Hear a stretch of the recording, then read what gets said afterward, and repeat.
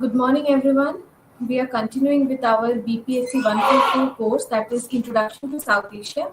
This is Priya Pramani.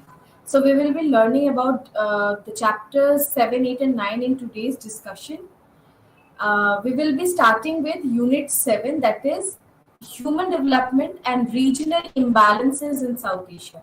So, in this chapter, we will be learning about how the people who are living in South Asia, how the population of South Asia is facing problems and how the regional imbalance is impacting their lives. So, in this unit, we will be learning that in deep. So, first of all, it's important to define human development. What do we mean by human development is very necessary to understand because this is a very huge term and it requires a proper definition and proper understanding to know it better. So, the most common single definition of human development is that it is a process of enlarging people's choice. So, the single and common definition of human development is the process of enlarging human or people's choice. So, there are three most critical choices underlined by the first human development report. So, in the single and common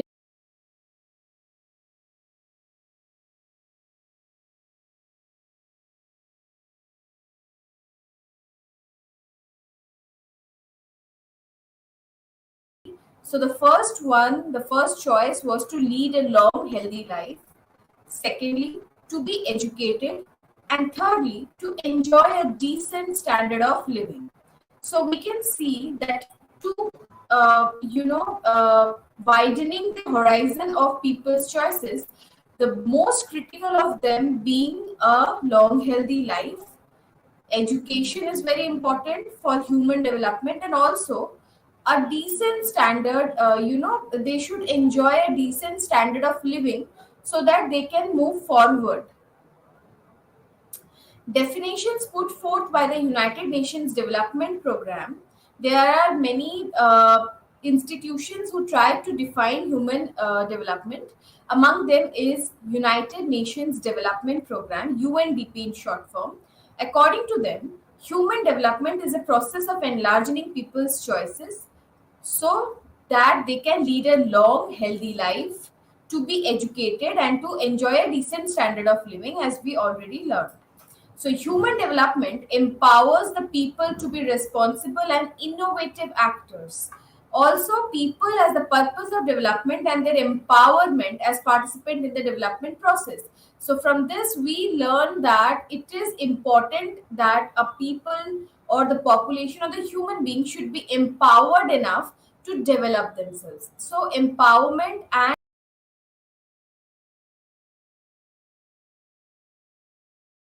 whether it is a decent life, whether they are getting education, where they are healthy or not, all these things impacts their development process. So human development is the expansion of people's freedom to live their life as they choose. So we can see here that if a person is living a life what he or she chooses for is what human development talks about. Now, let's talk about the origin of human development, how this concept of human development emerged. First of all, this human development as a concept was developed by a Pakistani economist, Mehboob ul Haq, and an Indian economist, Amartya Sen. So, it is the concept of human development was a brainchild of Pakistani economist Mehboob ul Haq and Indian economist Amartya Sen. Both Huck and Sen were strongly influenced by the economic, social, and political situation in South Asia for shaping their idea. So, whatever the economic, social, and political happenings were going on in this region, in this particular South Asian region, they strongly influenced all these, the economic, social, and political changes, how they are happening, how they are taking place in this region, impacted and influenced these two economists to develop this kind of a concept. Huck and Sen's concept of human development focused on building human capabilities to confront and overcome. What to confront and what to overcome? The first thing is poverty, illiteracy, diseases, discrimination, restrictions on political freedom, and the threat of violent conflict. So, they talks about building human capabilities so that they can overcome few things which are hindering their progress towards development. And all these things that were hindering them was poverty, first of all, because if you live in a poor condition, you can't develop yourself, because you will be either illiterate, you will be not healthy, because you will not get the resources properly. So all these things will impact your development process. So poverty, illiteracy, and also disease. If you are in certain you are experiencing certain diseases, then also you will not be able to develop yourself because of your incapability to do something. Similarly, discrimination is also a factor that restricts someone's capabilities. So all these factors were the thing that a person, according to Huck and Sen, they should conquer and they should confront these so that they can build their capabilities. Now, let's learn about Human Development Index. What do we mean by Human Development Index? So, Human Development Index is a numerical measure made up of what most people believe are the very basic ingredients of human well being. So, what do we mean by this index? It is a numerical measure so that most people believe are the very basic ingredients of human well-being. It is very important to have such kind of index. It has become one of the most widely used indices of well-being around the world.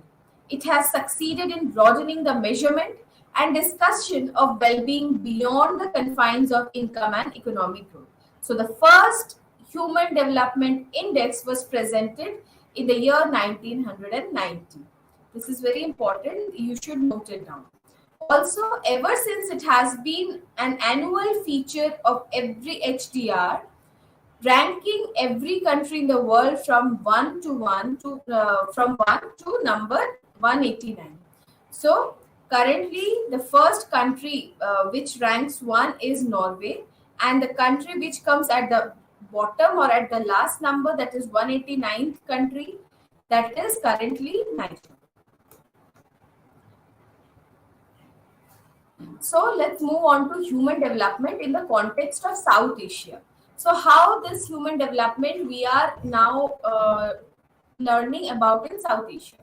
So South Asia as a region consists of Afghanistan, Bangladesh, Bhutan, India, Maldives, Nepal, Pakistan, and Sri Lanka. All these countries we already learned in our previous chapters that these countries comprises of South Asia, and most of the countries of South Asia devoted considerable effort to reduce poverty and enhance economic growth. So why this region is under poverty? There is a reason behind that, because this region was impacted by the colonialism that was continued for around 200 years. So because of that, because of the drain of our resources, because of British colonialism, there is the particular region is very poor because they lost all its charm and all its resources. Many poverty reductions and economic building strategies were put forward to bring the country back to track. So, after the colonialism ends and the countries get freedom, they got independence. The main focus of all these South Asian countries was to reduce poverty and to build economic strategies so that they can bring the country back to normal. But the lack of proper execution failed to generate the coveted outcomes. So, the execution of these policies and these strategies that was not proper, and which impacted the countries. So, poverty eradication, population control, climate change, sustainable development, gender disparities are still some of the issues that South Asia as a region is grappling to achieve. So, what are the issues that is hindering South Asia's development as a whole? basically the poverty eradication. As I told you that because of colonialism, there were many other reasons as well. For that, the countries belonging to this region became very poor, and it was also very difficult for them to move back to a normal position. Apart from poverty eradication, population is also a very big thing for these region, because the population is very huge in this area, and population control was the only option left with these countries, because otherwise they were not able to meet the expectations of, and they don't have the resources to run a country. Also, climate change impacted this area a lot. Sustainable development and also gender disparities that is exists in this region, even till today, that is existing in this region. So these are the issues that is pulling back the region to poverty again, and underdevelopment, and they wanted to go beyond that, and they wanted to develop themselves, but these are the reasons that is holding them back. Now we will be now studying about the particular country's problem regarding their human development. So we will be starting with Afghanistan. Afghanistan is one of the most poorest and least developed nation, with more than two-thirds of its population living below the poverty line. It, the country is so poor and so least developed that two-thirds of the population are living below poverty line. You can imagine what will be the condition, how there is a resource scarce in this country, and how people are living in such a difficult condition. Since the late 1970s, Afghanistan has suffered a continuous and brutal civil war. So it is because of these brutal civil wars that the country couldn't uh, develop themselves properly, and which ravaged the country to a great extent. So the reason behind the poverty that exists in Afghanistan is the brutal and continuous civil war that is continuing from 1970s onwards. So this, because of this region, they were not able to develop themselves properly. So Afghanistan's Human Development Index value for 2019 was 0.511, which puts the country in the low human development category, positioning it at 169 out of 189 countries and territories. So, in the list of 189 countries, in the ranking of countries, Afghanistan's ranking is 169. That is totally below, like the rank was very low, and Afghanistan HDI value is even below from average countries in South Asia. So Afghanistan is facing such problems, and because of that, there is no or very minimum human development that we can see there. Now, let's talk about Bangladesh. Bangladesh is the eighth most populous country in the world, with a steadily increasing population. So, what is the problem with Bangladesh? What problem they are facing? It is overpopulation, and the population that is increasing steadily. And already it is the eighth most populous country, but still the population is continuing. So, one important feature that characterizes Bangladesh is rampant poverty, which varies from region to region with no consistency in its reduction. So, all because of overpopulation and because of less resources in the proper ratio with population, Bangladesh is facing poverty. Despite sluggish progress in most of the indicators, Bangladesh stands out when it comes to microcredit. It has contributed significantly to not just economic empowerment of women, but also poverty alleviation. So, Bangladesh is continuously working to get rid of this poverty, get rid of this impacts of population that is still growing. So, they have significantly worked to empower women of the country and also poverty alleviation programs. Now, let's talk about Bhutan.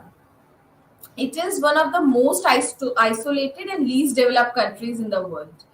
And it ranks 8th in the Global Happiness Index and first in Asia. So, although it is an isolated country and least developed, in economic terms, but it ranks 8th in the Global Happiness Index and first in Asia. So, though Bhutan's economy is one of the smallest, it has grown rapidly, making it one of the fastest growing economies in South Asia. Although the growth was immense, but it was a very smallest country. The economy is very small, but the growth is something which is very fast in Bhutan. So Bhutan's standard of living in comparison to South Asian counterpart is significant, making it one of the highest in South Asia, highest even in Asia. So the living standard in Bhutan is far better than any big countries in Asia, although it is a very small country. So we can see that how they are still progressing and still their economy is growing. Compared to other South Asian countries, women in Bhutan enjoy freedom and equality, but the literacy rate among the women is still low. So freedom and equality for women is there, but their literacy rate is quite low. Now let's talk about India. India is among the fastest growing economies in the world, making it the fifth largest with the GDP of $2.651 trillion dollars, and in terms of USD exchange rate. So India is considered to be one of the fastest growing economies. Although its economy has been growing steadily over the decades, the growth has been uneven. So what India is facing as a problem is that there is growth, but the growth is uneven. One of the problems that India faces is poverty. Poverty still exists in India. Poverty remains a pressing issue with more visibility in the rural areas, especially among women, scheduled caste, and tribes. So, poverty exists in India and mostly in the rural areas where, particularly in the women, scheduled caste community, and tribal communities. India still needs to cater to the problem of malnutrition, especially among children under the age of 3, which is higher than any other country in the world. So this is one of the other problem that India is facing is about malnutrition among the children below the age of 3, and they stands higher. India stands higher than any other country in the world in this aspect, malnutrition. So this is something which India needs to focus on. Next comes Maldives. So Maldives is the smallest Asian country in terms of both population and area. The area and population both are very less with Maldives, and it is considered to be the smallest Asian country. Since its independence in 1965, Maldives has achieved commendable economic development. While the country was one of the poorest in South Asia in the early 70s, it is now has the highest per capita income in the region. So this is something which we should understand why, because the country it was considered to be the poorest during 1970s, but now the poorest country is Afghanistan, as we learned in our previous slides. So Maldives tried to reduce their poverty, and they alleviate their poverty, and they are now stands at a position where they have the highest per capita income in the region. Despite being categorized as a least developed country, Maldives has high human development indicators among the South Asian countries. And also, Maldives is one of the most popular destinations for visiting, or it's a very important tourist place, and they generate their economy from this business. Now, let's move on to Nepal. It is one of the poorest nation with 42% of the population living below poverty line, and 42% is a very huge number. Although the government since mid 1980s has been putting considerable effort into poverty reduction and alleviation, not much progress can be witnessed. So there are continuous efforts that is made by the government of Nepal, but there is not much progress that we can witness. In terms of safe drinking water and sanitation, while it is estimated that 80% of the total population has access to drinking water, that is not safe. So 80% of population in Nepal is not getting safe drinking water, which is a very important thing to understand, because how can a person develop themselves if they are not healthy enough, if they are not having safe and clean drinking water. So this is a very huge thing that Nepal is need to address. Also, the case is worse for those belonging to the poor and excluded group in rural areas with limited to almost no access to it. So there is a population composition which are not able to get water also, and if they are getting water, that is not safe for them. So this is very important thing that is need to be addressed by the Nepali government. Now let's talk about Pakistan. Pakistan is a rapidly developing country facing a number of challenges on both the political and economic front. So in like Pakistan tried to develop it, but there are many hindrances that is happening both in terms of political and economic front. Gender inequality is a major problem in Pakistan, registering a stark difference in the development of men and women, which is evident in almost all the sectors. So, in Pakistan, the discrimination among the genders is very rapid, and because of that, it causes a very big problem in the country. In terms of safe drinking water and sanitation, populations having access to drinking water in 2019 was just 56%, with drastic variation in urban and rural population. So, in Pakistan also, only 56% are getting access to drinking water. The other population is not getting proper access also. So they are facing these problems. Now let's come to Sri Lanka. Sri Lanka is an island nation with the highest human indicator in South Asia. So this is the country which has highest human development indicator. Sri Lanka's human development, especially its achievement in health and education, is well above the level obtained in any other country with similar.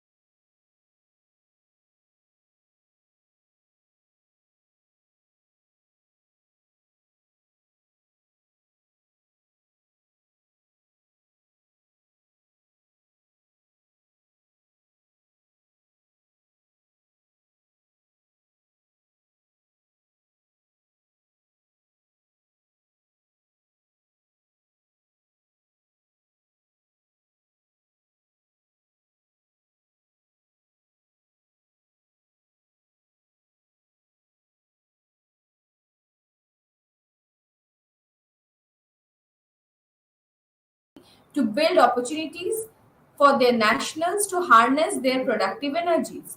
So, the countries of South Asia have incorporated migration as an effective tool for encapsulating nations' growth.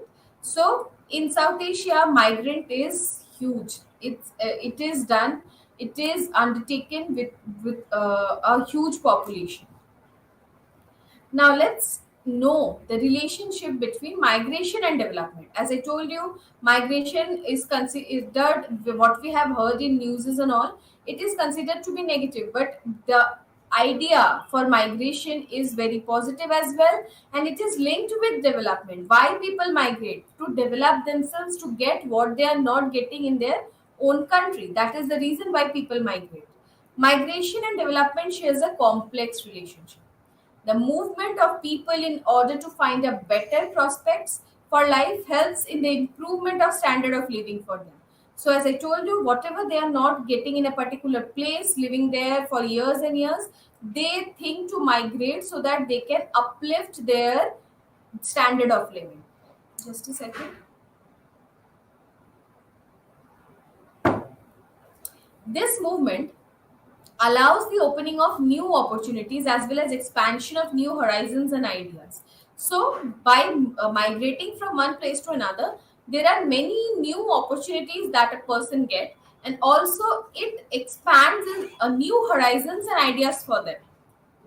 In the region of South Asia, reality substantiates the precondition of migration, where migration takes place due to rising rate of unemployment, leading to vicious circle of poverty, lack of sense of security, etc. So, in South Asia, what is the reason behind this migration? Basically, it is due to high rate of unemployment, which leads to poverty as well as lack of sense of security. So, because of unemployment issues in the region, people migrate to other countries to find better jobs, to find better livelihood.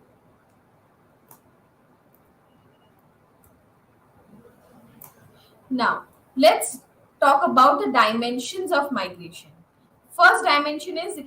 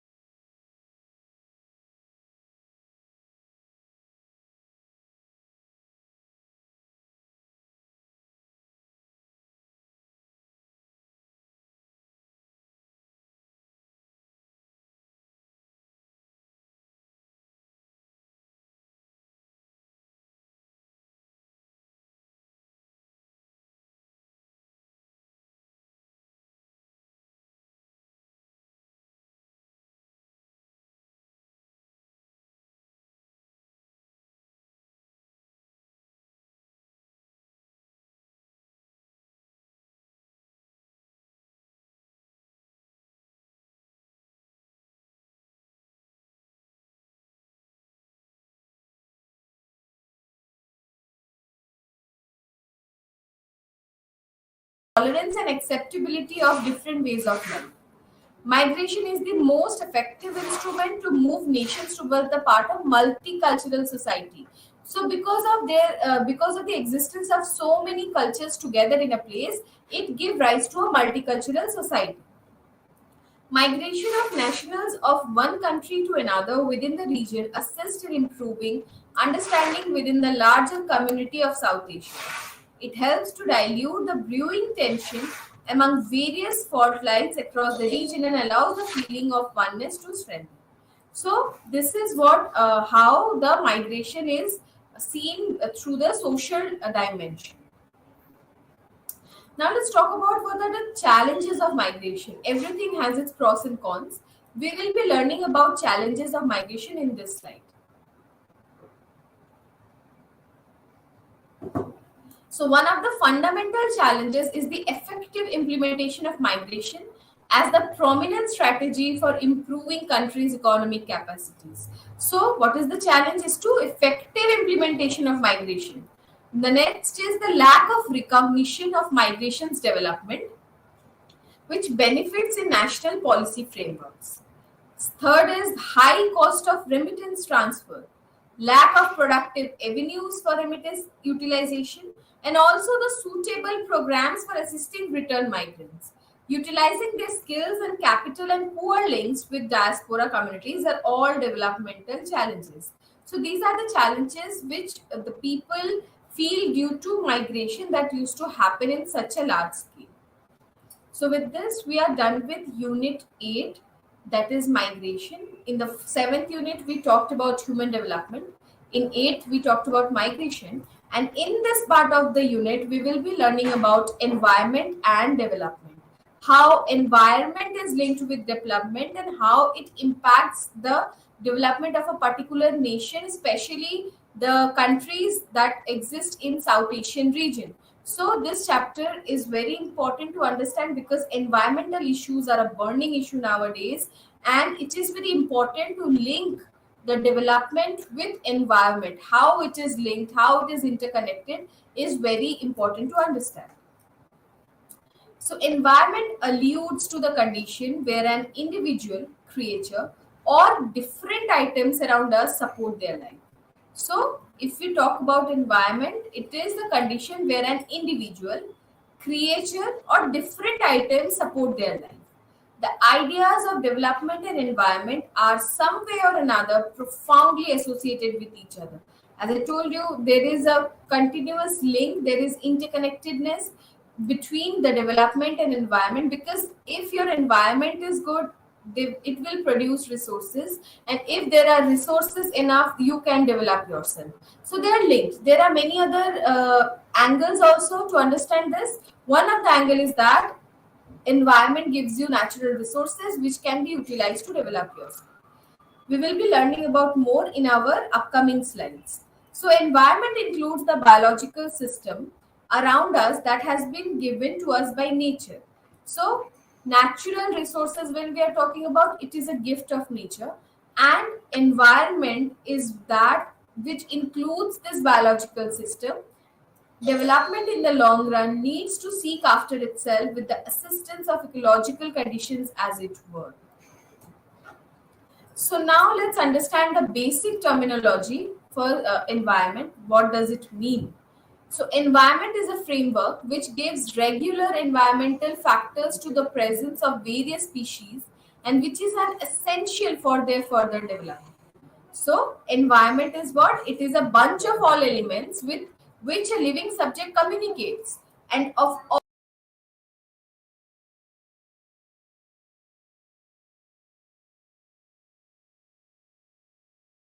So we can see here that how environment is a bunch of all elements, that is through which living subjects communicates with each other.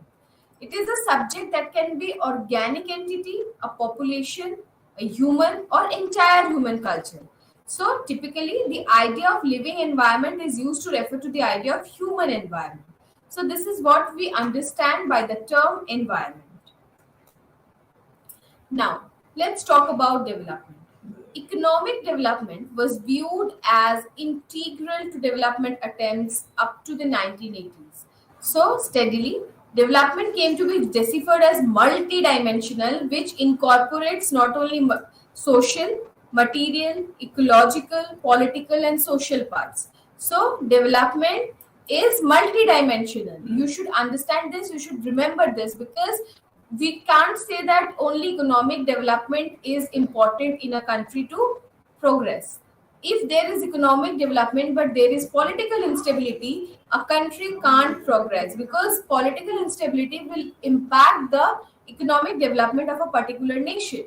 So there is multi-dimensional idea regarding development which requires social, ecological, political and social parts, and together they form a situation and environment through which they can develop themselves. So this way it was perceived that there is no single model of development suitable and alluring for all nations. So each nation has their own different model of development, because of their geographical locations, because of their political the situations in the country. So that will impact them, that will be different from one country to another country. So simultaneously arises the possibility of sustainable development. What do you mean by sustainable development? Sustainable development means when you develop by keeping in mind that you should keep some resources for your upcoming generations, because nature gifted us some resources and it is our responsibility to keep those resources for our upcoming generations as well, for our future generations. So if we exploit all the resources in this generation, the upcoming generation will feel neglected, they feel very burdened, because they will not have all these important natural resources for their progress. And also if we pollute the environment now, it will impact the future generation in such a way that they will not be able to develop themselves in a proper manner. Their human development will be restricted. So, the possibility of sustainable development underscoring the inquiries identified with segment measures, chivalrous utilization of characteristics assets, and common impacts between a human and his living environment. So, now let's talk about the relationship between development and the environmental condition. What is the relationship between them? So, the region of South Asia comprises essentially of developing and third world nations. So, what were those third world countries? Why they are considered to be third world? It is because they were the newly independent countries from the clutches of the colonialism.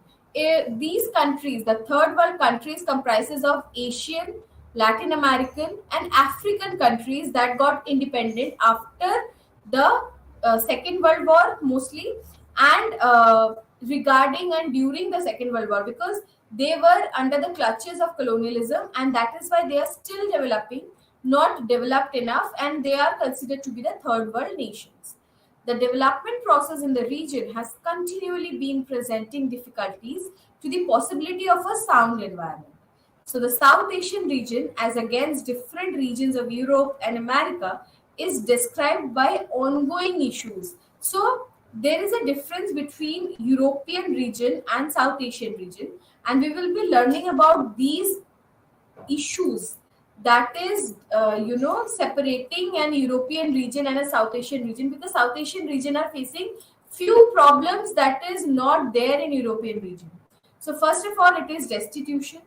Secondly, lack of education, unemployment, population pressure. That is very important in case of South Asia, because it consists of one of the most populous country in the world as well. So this region is very highly populated. So, and that is also putting pressure for economic development. So next is unhygienic condition of living, underdevelopment, degenerate political initiative and organization, and primitive monarchic politico-social frameworks. So these are the problems that is very particular with South Asian region that they are facing, and this is what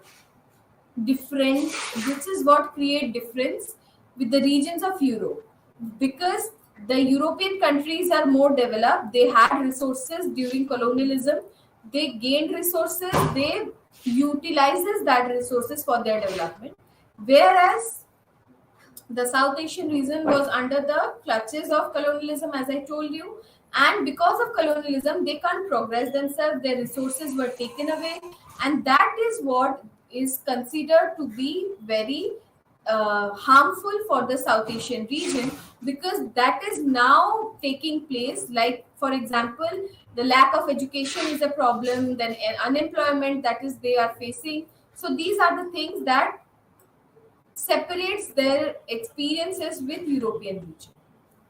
Let's talk about the changing trends of development and their impact of environment in South Asia. So, what are the changing trends of development by the time and their impact, how they are impacting the environment in this particular South Asian region? So, South Asia has lacking land resources as far as both quantity and quality. So, the quantity is also reducing, as well as the quality of land resources is also decreasing. So, South Asian nations need to advance land use approaches. It should be pointed towards guaranteeing the strength of the biological systems, firstly. Next is advancing regional development as a way to stem rustic to urban movement. Thirdly, securing forest resources and undertaking reforestation. So, India or the South Asian countries have seen for development, they are taking the help of deforestation,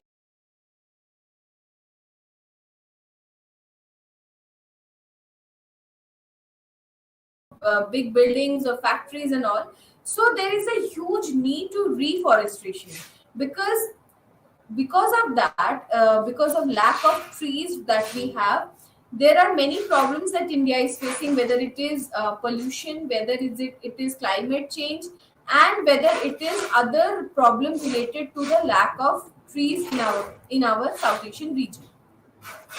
Forests are also being cleared for various purposes, which is also impacting the ecological system that exists in a forest.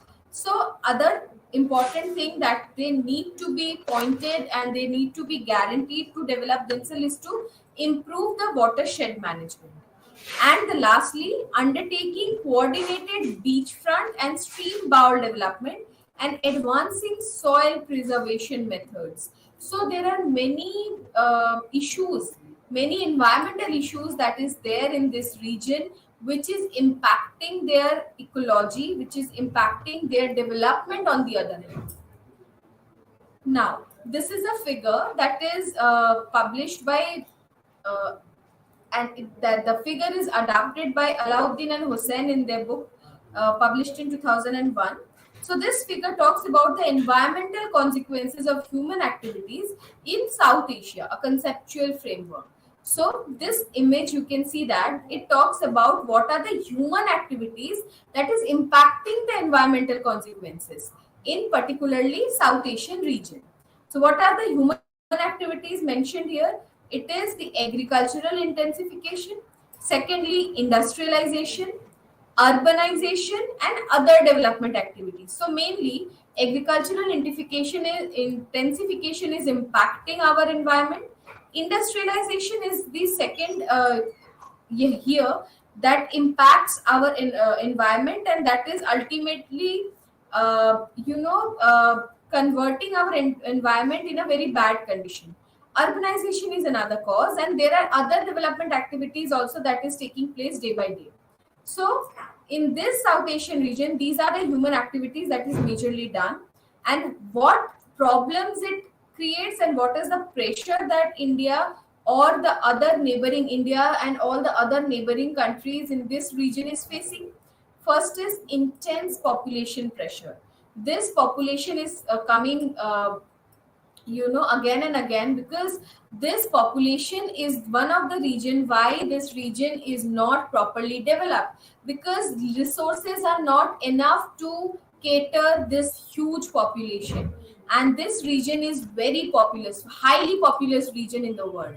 So first of all is intense population pressure that is impacting their development. Secondly, unsustainable land use. Thirdly, greenhouse gas emission. that we are learning in this part, that how greenhouse gas emission is impacting the climate change of this region, which not only impacting human beings because of the weather changes, but also impacting the crops, the agricultural lands, and the production of these crops. So these crops are very important, very important for a country, because that keeps a country alive, because after eating those food, we people can do any other thing. So food and crops production is very important for a country to remain sovereign, because otherwise you have to be dependent on any other country for food supply.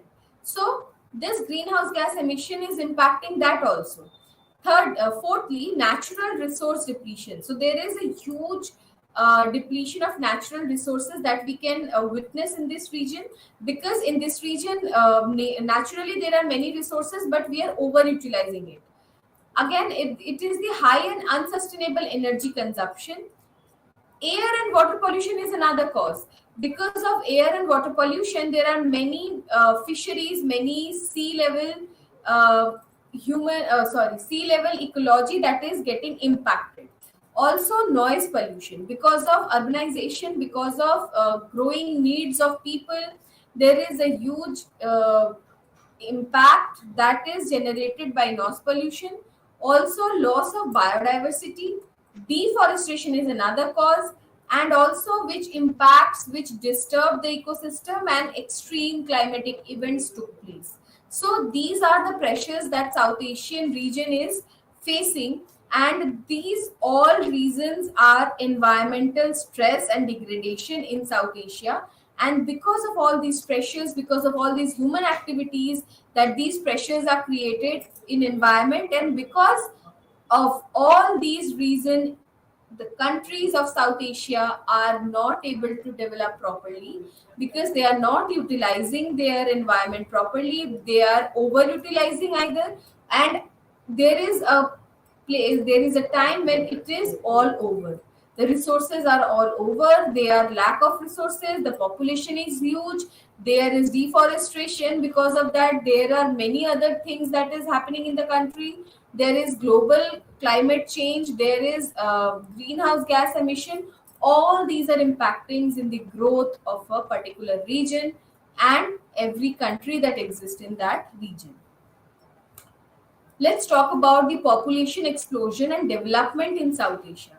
So population, as we are learning again and again in this slide and in this today's lecture, why we are talking about population so much?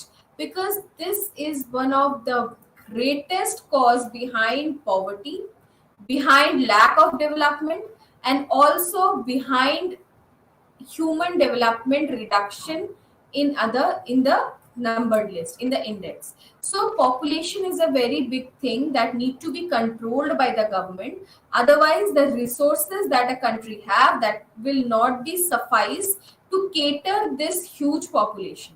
So South Asia is a home to over 1.3 billion people, and India alone tallies over a billion occupants. So India is the most populous country in this particular region, and altogether the area, the South Asian region, comprises of 1.3 billion people and counting, because the population is still increasing. No other region of the world has such genuine population issues as does South Asia.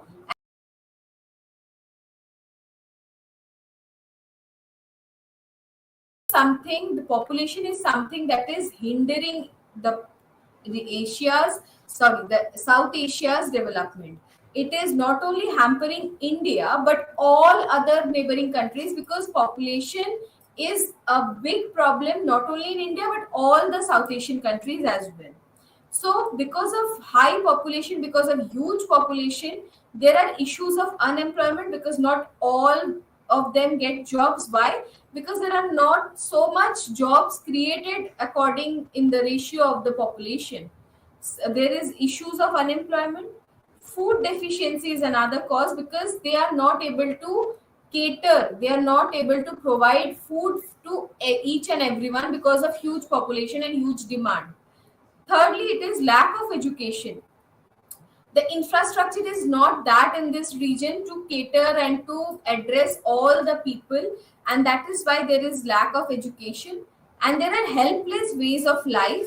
Qualities of these countries will be additionally disturbed. So we can see here how South Asian region is impacted by population in such a great way. Let's talk about the resource utilization and environmental quality in South Asia. So, expanded population and economic development all through Asia and somewhere else has evolved extensive expansion in the utilization of regular resources. So, throughout the majority of Asia, there have been extensive expansion in cropland. So, as I told you that this South Asian region is basically agricultural based, and crop is very important for them, the production of crop. So land under perpetual field has practically stayed unaltered for Bangladesh, Pakistan and Sri Lanka, while India and Nepal have recorded decrease in their individual regions. So there is uneven thing that is happening in this region among the countries. So for the remainder of Asia, the other countries of Asia, the region under field has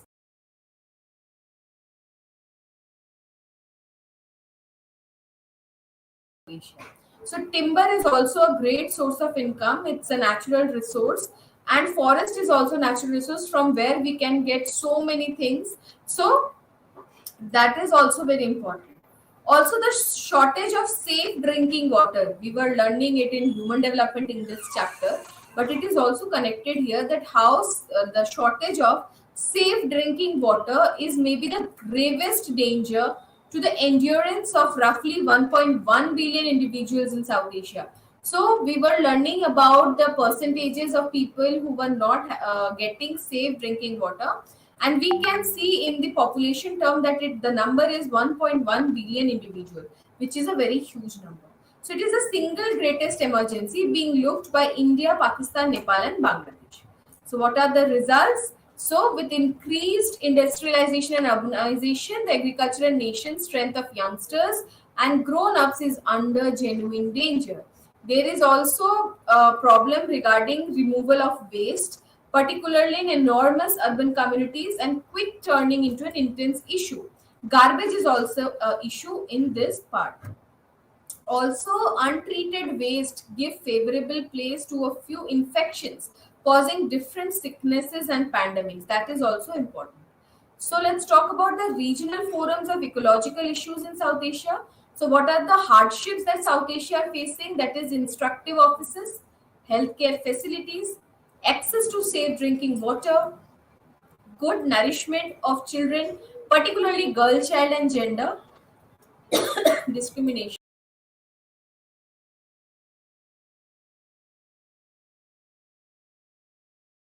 So these are the things that South Asia faces. South Asia's association is known as SARC, that is South Asian Association for Regional Cooperation. They created the SARC, community, and there are many things that they are working together. So with this, I end my lecture here. Thank you.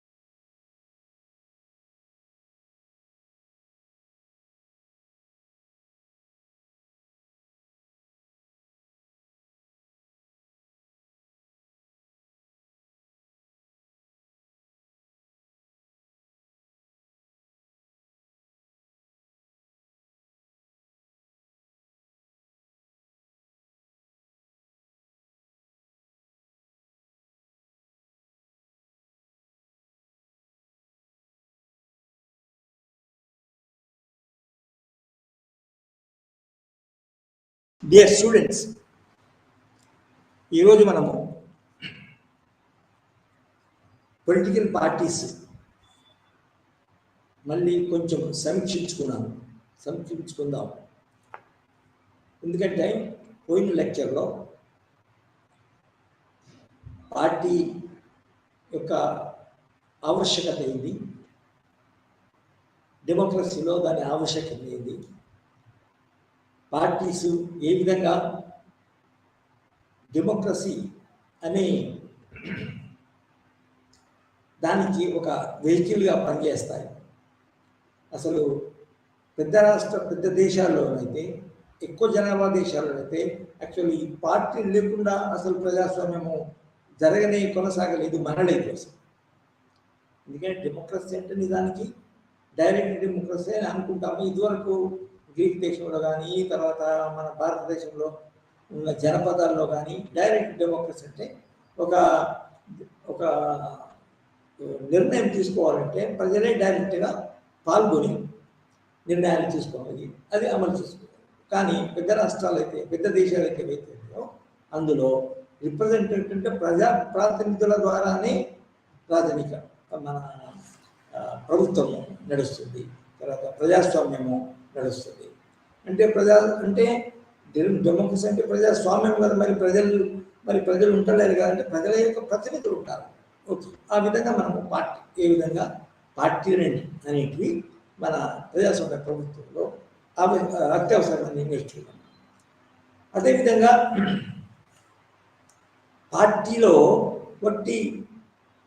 ఒక సంస్థ, ఒక రాజకీయ సంస్థ, ఏ రాజకీయ సంస్థ అయితే మన ప్రజల సంక్షేమం కొరకు, ప్రజల యొక్క ప్రయోజనాల కోసము పాటుపడుతూ, తర్వాత రాజ్యాధికారం చేపట్టిన తర్వాత ప్రజలకు అనుగుణంగా ప్రజల సంక్షేమం కోరుతూ పరిపాలన సాగిస్తుంది. అందులో ముఖ్యాంశాలు ఏంటంటే ఒక ప్రజల యొక్క సామూహిక సంస్థ ఏదైతే ఉందో దానికి కొన్ని లక్ష్యాలు ఉండాలి. ప్రజలకు సంబంధించిన, ప్రజల క్షేమానికి సంబంధించిన, ప్రజల కోర్పులకి సంబంధించిన, ప్రజల యొక్క ప్రయోజనం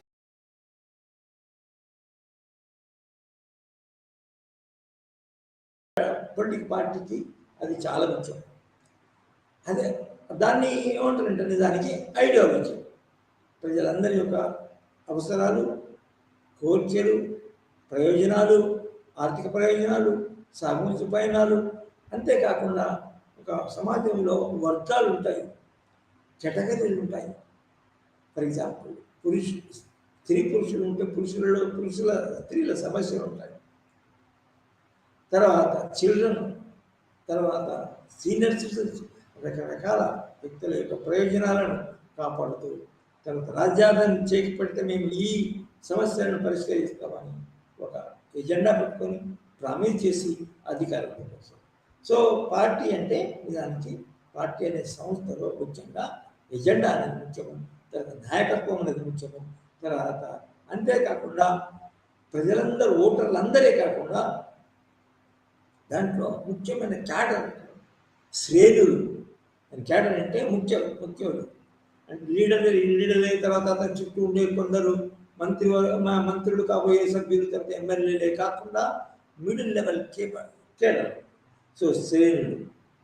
అదేవిధంగా సామాన్య పౌరులు, ఓటర్లు, వీళ్ళందరి అంటే దానికి మెంబర్స్ అంటారు. అంటే పార్టీ సభ్యత్వం తీసుకుంటారు. ఆ సభ్యత్వాన్ని అది పార్టీలో ఉన్నంత వరకు, ఇంకో పార్టీలో చేరినంత వరకు, లేకపోతే పార్టీకి రిజైన్ చేయనంత వరకు ఆ పార్టీ యొక్క లాయల్గా ఉండాలి, విధేయతగా ఉండాలి, ఆ పార్టీకి ప్రచారం చేయాలి, ఆ పార్టీకి ఓట్లు వేయాలి, తమ కుటుంబాల నుంచి, తమ సర్కిల్ నుంచి ఓట్లు వేయించాలి, తర్వాత పార్టీ పని చేయాలి. సో అటువంటి సభ్యులు ఉంటారు.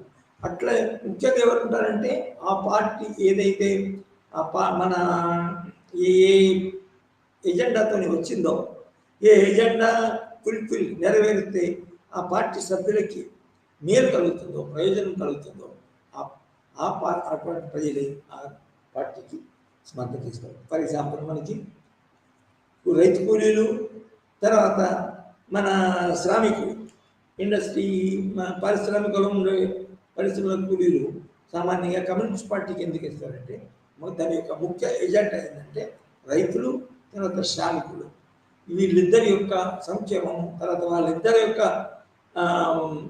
సపోర్ట్ తీసుకుని రాజ్యంకు రావడం కమ్యూనిస్ట్ పార్టీ. కాబట్టి సామాన్యంగా రైతు కూలీలు, తర్వాత శ్రామికులు కమ్యూనిస్ట్ పార్టీ. సో ఈ విధంగా పార్టీలు ఏ విధంగా డెమోక్రసీలు అవసరమవుతాయి, తర్వాత అవి ఏ విధంగా మనగలుగుతాయి, అదేవిధంగా రాజ్యాధికారం ఏ చేపడుతుంది అనేది మనం లాస్ట్ క్లాస్లో కొంచెం క్విక్గా తొందరగా నేర్చుకోండి. ఈ రోజు కొంచెం డీటెయిల్స్ నేర్చుకోండి. తర్వాత పార్టీ అనేది ఒక సంస్థ, ఆర్గనైజేషన్ విధానం ఉంటుంది. ఆర్గనైజేషన్ విధానం అంటే ఏంటి అంటే లాస్ట్ అధ్యక్షుడు ఉంటాడు, దాని తర్వాత పార్టీ అధ్యక్షుడు, మన రాష్ట్ర స్థాయిలో ఒక రాష్ట్ర కమిటీ ఉంటుంది, తర్వాత జిల్లా కమిటీ ఉంటుంది, తర్వాత మండల స్థాయిలో కమిటీలు ఉంటాయి. అన్ని మీద నుంచి కింది వరకు ఒక సంస్థ ఆర్గనైజేషన్ పటిష్టంగా ఉంటారండి. చాలా చాలా ముఖ్యమైన ఆధునిక వ్యవస్థ అనుకోవాలి. ఇది పూర్వకాలంలో లేదు. అయితే ఆ విధంగా పార్టీ అనేది, పార్టీలు అనేవి మనం గురించి మాట్లాడుకున్నాం. కానీ ఒకటి మనము పార్టీ అంటే ఏంది అనేది ఇంకా స్పష్టంగా తెలుసుకోవాలంటే, పార్టీకును సాధారణ సంఘాలు, ఒత్తిడి సంఘాలు, ప్రయోజన సంఘాలు అంటే ప్రెషర్ గ్రూప్స్, దానికి దీనికి భేదం ఏంటంటే, ఒక ప్రెషర్ గ్రూప్ అనేది ఒక వర్కర్స్ యూనియన్, ఒక వర్కర్స్ ఆర్గనైజేషన్ అనేది, ఒక స్టూడెంట్ ఆర్గనైజేషన్ అనేది ఆ యొక్క కేటగిరీకి సంబంధించిన సభ్యులు, ప్రజలు, వ్యక్తులు యొక్క ప్రయోజనాలకు మాత్రమే పాటుపడుతుంది.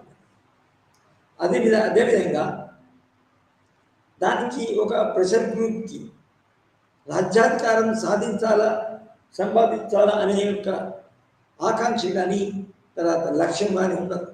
కానీ ఒక పొలిటికల్ పార్టీకి మాత్రమే రాజకీయ అధికారం కాపాడాలి, రాజకీయ అధికారం చేపట్టాలి. చేపడితేనే, ఎందుకంటే రాజ్యంలో, ప్రభుత్వంలో ఉన్న మన జరిగే మన ఆదాయం వనరులతోని ఖర్చు పెడుతూ ప్రజల సంక్షేమం కొరకు పాటుపడే విధంగా వాళ్ళకి వీలవుతుంది. అధికారం లేనప్పుడు నిజానికి ఏ సంఘమైనా కూడా అది మన రాజ్యాంగం ప్రకారం, ఇంకా రాజ్యాంగంలో పొందుపరచబడి పార్టీలు ఉంటాయి.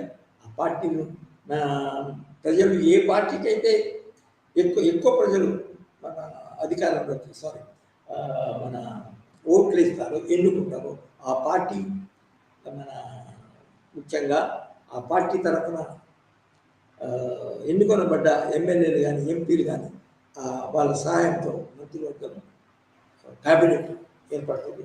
ఆ క్యాబినెట్ ద్వారా నిర్ణయాలు జరుగుతాయి. తర్వాత అంత మొత్తం రాజ్యాంగం ప్రకారం జరుగుతుంది. సో ఇది అయితే మనము ఇంకా ఏం నేర్చుకున్నామంటే, ఫర్ ఎగ్జాంపుల్ పార్టీ మన సంఖ్యను బట్టి ఒక పార్టీ సిస్టమ్, ఒక దేశంలో పార్టీస్ అనేటి డెమోక్రసీలు పర్టికులర్గా అనేక పార్టీలు ఉంటాయి. అయితే పార్టీల యొక్క సంఖ్యను బట్టి కూడా పార్టీ విధానం ఎట్లా ఉంది అని చెప్పవచ్చు. ఒకవేళ కానీ ఒకే పార్టీ, వన్ పార్టీ మన రూల్ చేస్తే దాన్ని మన ఏక రాజకీయ పక్ష విధానం ఉంటుంది, వన్ పార్టీ సిస్టమ్. అది ఐడియాలజికల్గా వన్ పార్టీ సిస్టమ్ ఉండొచ్చు, లేకపోతే వేరే పార్టీలు అనేక కారణాల వల్ల ఏర్పడకపోతే కూడా వన్ పార్టీ సిస్టమ్. కానీ ఐడియాలజికల్గా ఒకే పార్టీ విధానం ఎక్కడ ఉందంటే చైనాలో ఉండేది, ఇప్పుడు కూడా చైనాలో ఉంది. అదేవిధంగా ఇదివరకు ఉన్న సోవియట్ యూనియన్లో ఉండేది. అది వాళ్ళ యొక్క ఐడియాలజీయే ఒక పార్టీ విధానం.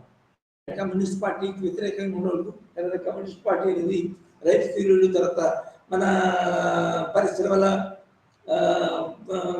పనిచేసే కార్మికులు, పరిశ్రమ కార్మికులు, తర్వాత వీళ్ళ యొక్క దాన్ని చేసేది. కాబట్టి దానికి వేరే వాళ్ళ యొక్క పార్టీ ఏర్పరచుకొని వాళ్ళ ప్రయోజనాలు కాపాడడానికి వీలు లేదని one party, ఐడియాలజికల్గా one party.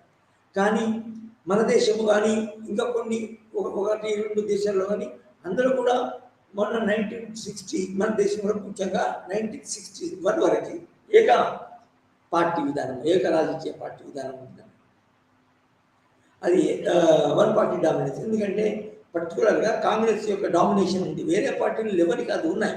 For example Janasena ఉంది, దానికి కమ్యూనిస్ట్ పార్టీలు ఉన్నాయి, కానీ ఈ కాంగ్రెస్ పార్టీయే మొట్టమొదటి నుంచి ఎన్నికల పార్టీ నుంచి అంటే ఇండిపెండెన్స్ ద్వారా ఎన్నికల ముందు కూడా మన 1950 అంటే రిపబ్లిక్ మనకు కాకముందు కూడా అది అధికారంలోకి వచ్చి మన రాష్ట్ర స్థాయిలో ప్రావిన్స్ స్థాయిలో మన మన ప్రభుత్వం ఏర్పరిచి అది పరిపాలన కొనసాగించడం జరిగింది. సో ఈ విధంగా పార్టీలు అధికారంలోకి వచ్చి మన తాము చేసిన ప్రామిసెస్ తను డిక్లేర్ చేసిన మేనిఫెస్టో ప్రకారం నేను మన అధికారంలోకి వచ్చి ఆ మేనిఫెస్టోలో ప్రామిస్ చేసిన కార్యక్రమాలని ఇష్యూస్ని ప్రజలకు అనుగుణంగా ఆ పార్టీల వర్గాలకు అనుగుణంగా పనిచేయడం జరుగుతుంది. సో మన దేశంలో 1967 వరకు కాంగ్రెస్ పార్టీ యొక్క ఏకఛత్రాధిపత్యం అనే సిస్టమ్ ఉండేది. దానికి ఏక పార్టీ విధానము ఐడియాలజికల్గా ఏక పార్టీ విధానం కాదు. ఇంకో పార్టీలు మన అభివృద్ధి చెందలేదు, తర్వాత బలంగా లేదు, తర్వాత పాపులర్ సపోర్ట్ లేదు, కాబట్టి వన్ పార్టీ డామినెన్స్ అని అన్నారు. దాని తర్వాత 1967 తర్వాత నిజానికి అనేక నేషనల్ పార్టీస్, తర్వాత రీజనల్ పార్టీస్ ఏర్పడి నిజానికి మల్టీ పార్టీ సిస్టమ్ అనేది స్టార్ట్ అయింది అని చెప్పచ్చు. ముఖ్యంగా కాంగ్రెస్ పార్టీకి వ్యతిరేకంగా మొట్టమొదటి నుంచి పనిచేస్తున్న ఒక దశాబ్దం తర్వాతనే 1925లోనే కమ్యూనిస్ట్ పార్టీ ఏర్పడింది. అంటే ఒక పార్టీ సిస్టమ్ కాదంటే తర్వాత మన స్వరాజ్ పార్టీ ఏర్పడింది 1920లో. స్వరాజ్ పార్టీ 1920లో నిజానికి శిరోమణి అకాలీదళ అనే పార్టీ ఏర్పడింది. 1920s తర్వాత స్వరాజ్ పార్టీ అది ఏర్పడింది.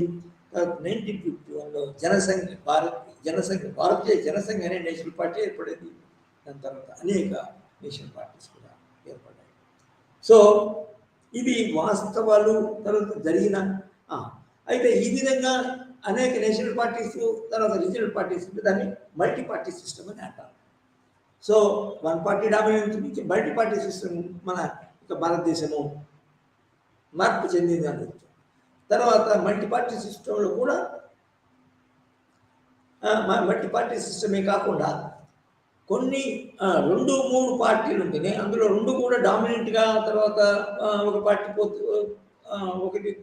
ఇంకొక పార్టీ, తర్వాత తను పోతే మళ్ళా పాత పార్టీ అధికారంలోకి వస్తే దాన్ని 2 పార్టీలే డామినెంట్గా ఉంటే దాన్ని బై పార్టీ సిస్టమ్ అన్నారు. ఫర్ ఎగ్జాంపుల్ అమెరికా, తర్వాత మన ఇది బ్రిటన్. సో ఈ విధంగా ఇవన్నీ మనము నేర్చుకున్నాము. అయితే ఈ పార్టీలు ఒక్కొక్క పార్టీ నేషనల్ పార్టీల్లో ముఖ్యంగా ఎప్పుడు అవి ప్రారంభమైనవి, ఎందుకు ప్రారంభమైనవి, తర్వాత వాటి యొక్క పర్ఫార్మెన్స్ ఏంటి అనేది మనము అర్థం చేసుకోవాల్సి ఉంటుంది, తర్వాత విశ్లేషించవలసి ఉంటుంది. సో ముఖ్యంగా మనకి నేషనల్ పార్టీస్ నిజానికి నేషనల్ పార్టీస్ అని రీజనల్ పార్టీస్ అని ఐడియాలజికల్గా ఒక పార్టీ విధానము సమర్థించి ఒకే పార్టీ విధానాన్ని అమలు చేసి చైనా ఏదైతే ఉందో దాని రీజనల్ పార్టీస్ ఉండవు. ఈ వన్ పార్టీ ఏక పార్టీ యొక్క ఛత్రాధిపత్యంలోనే నిజానికి రీజనల్ లెవెల్లో వాటి యొక్క బ్రాంచెస్ ఉంటాయి. కానీ డెమోక్రసీ అంటే మల్టీ పార్టీ సిస్టమ్ అనే డెమోక్రసీ ఏదైతే ఉందో అందులో అనేక నేషనల్ పార్టీస్ ఉంటాయి, అనేక మన రీజనల్ పార్టీస్ ఉంటాయి. సో మన దేశంలో ముఖ్యంగా నేషనల్ పార్టీస్ మన ఎందుకు ఏర్పడ్డాయంటే మీకు తెలుసు, బ్రిటిష్ వాళ్ళు 1858 నుంచి మన భారతదేశంపై ప్రత్యక్ష పరిపాలన చేయడం ప్రారంభించారు. అంతవరకు ఈస్ట్ ఇండియా కంపెనీ, దాని తర్వాత ఈస్ట్ ఇండియాను మన బ్రిటిష్ ప్రభుత్వం కంట్రోల్ చేసింది.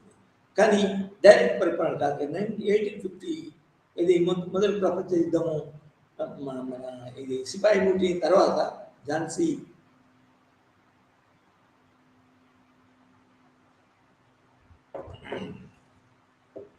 అయితే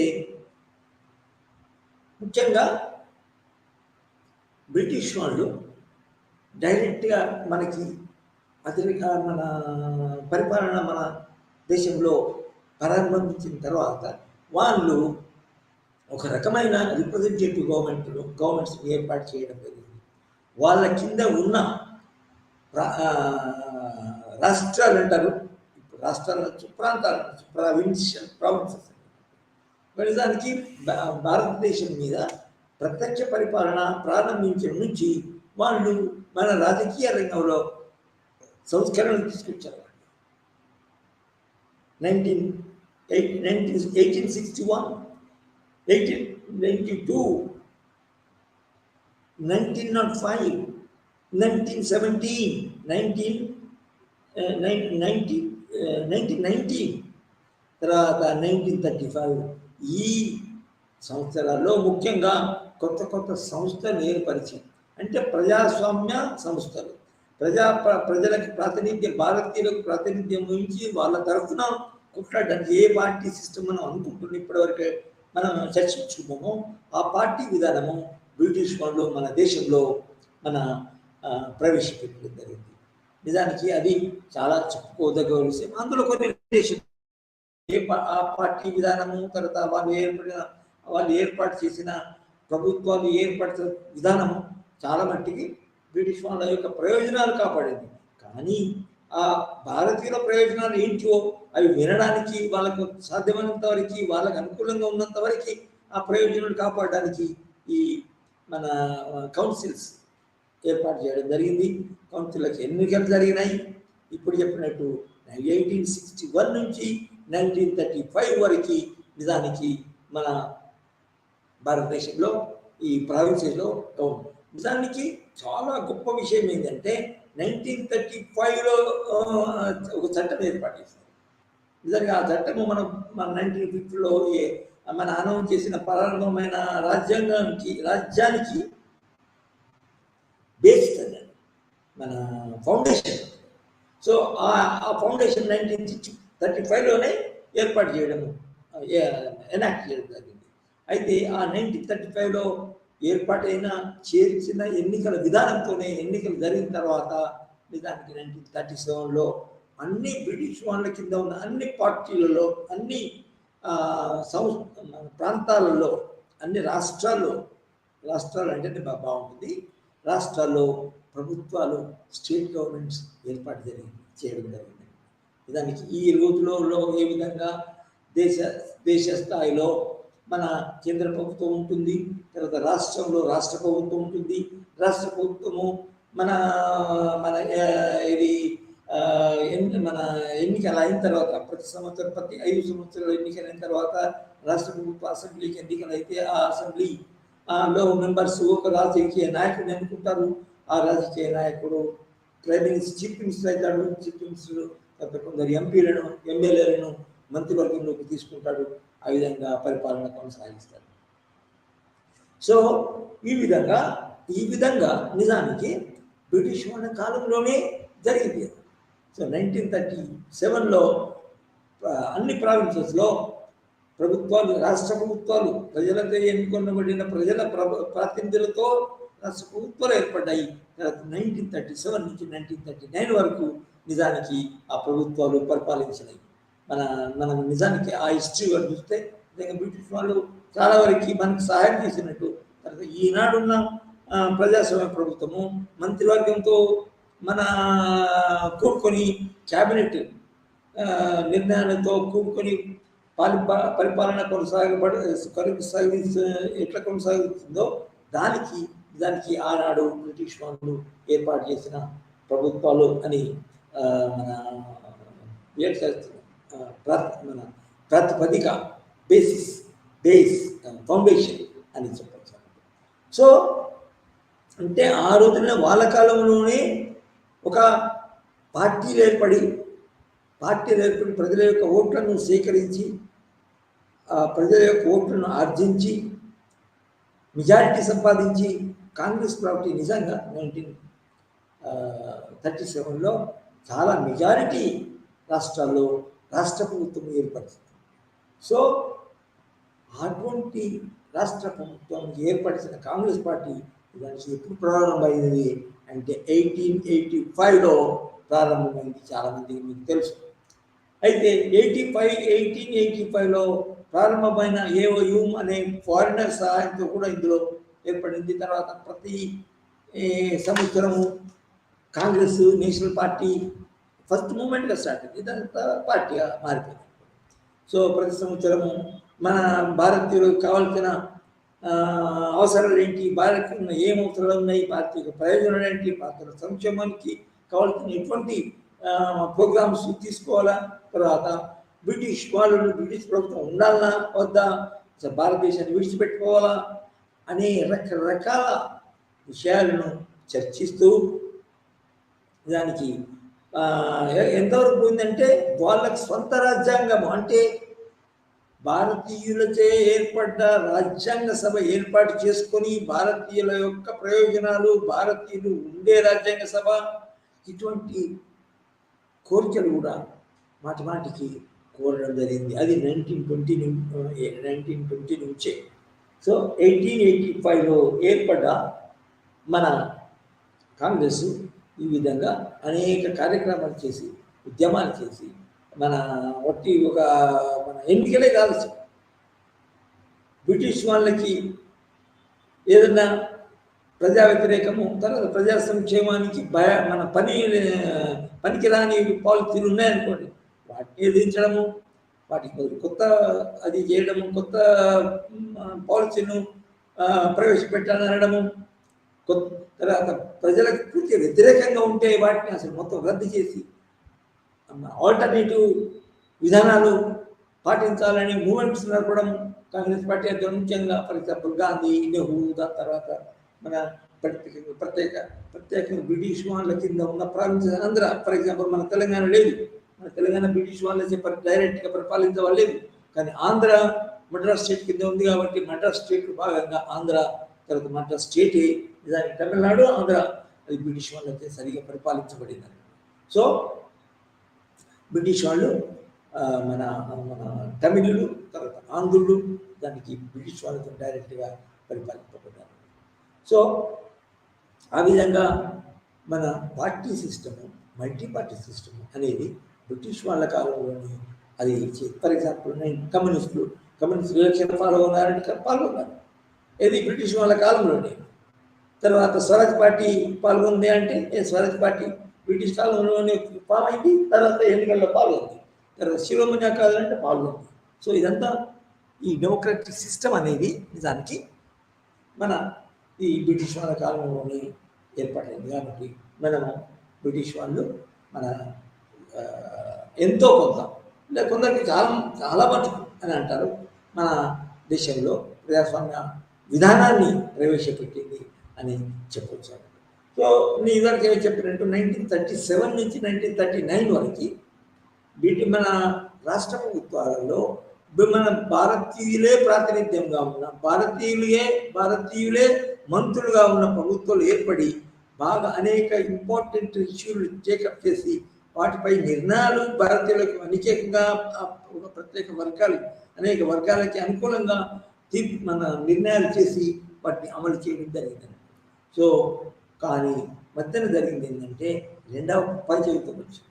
రెండవ ప్రపంచ యుద్ధం వచ్చినప్పుడు నిజానికి ఈ కాంగ్రెస్ పార్టీ మనం బ్రిటిష్ వాళ్ళ కింద ఉన్నాం కాబట్టి మన భారతదేశంలో ఉన్న అనేక రిసోర్సెస్ మన మనుషుల యొక్క, సైనికుల యొక్క సహాయం కావాల్సి వచ్చింది. తర్వాత మన భారతదేశంలో మన ఎక్స్పెండిచర్ తక్కువ చేయడం అవసరం వచ్చింది. దానికి అనుగుణంగా మన మూమెంట్స్ ఏం చేయకూడదు భారతీయులు. ఎందుకంటే బ్రిటన్ ఫస్ట్ వరల్డ్ వార్లో చాలా ముఖ్యమైన ప్రత్యర్థి.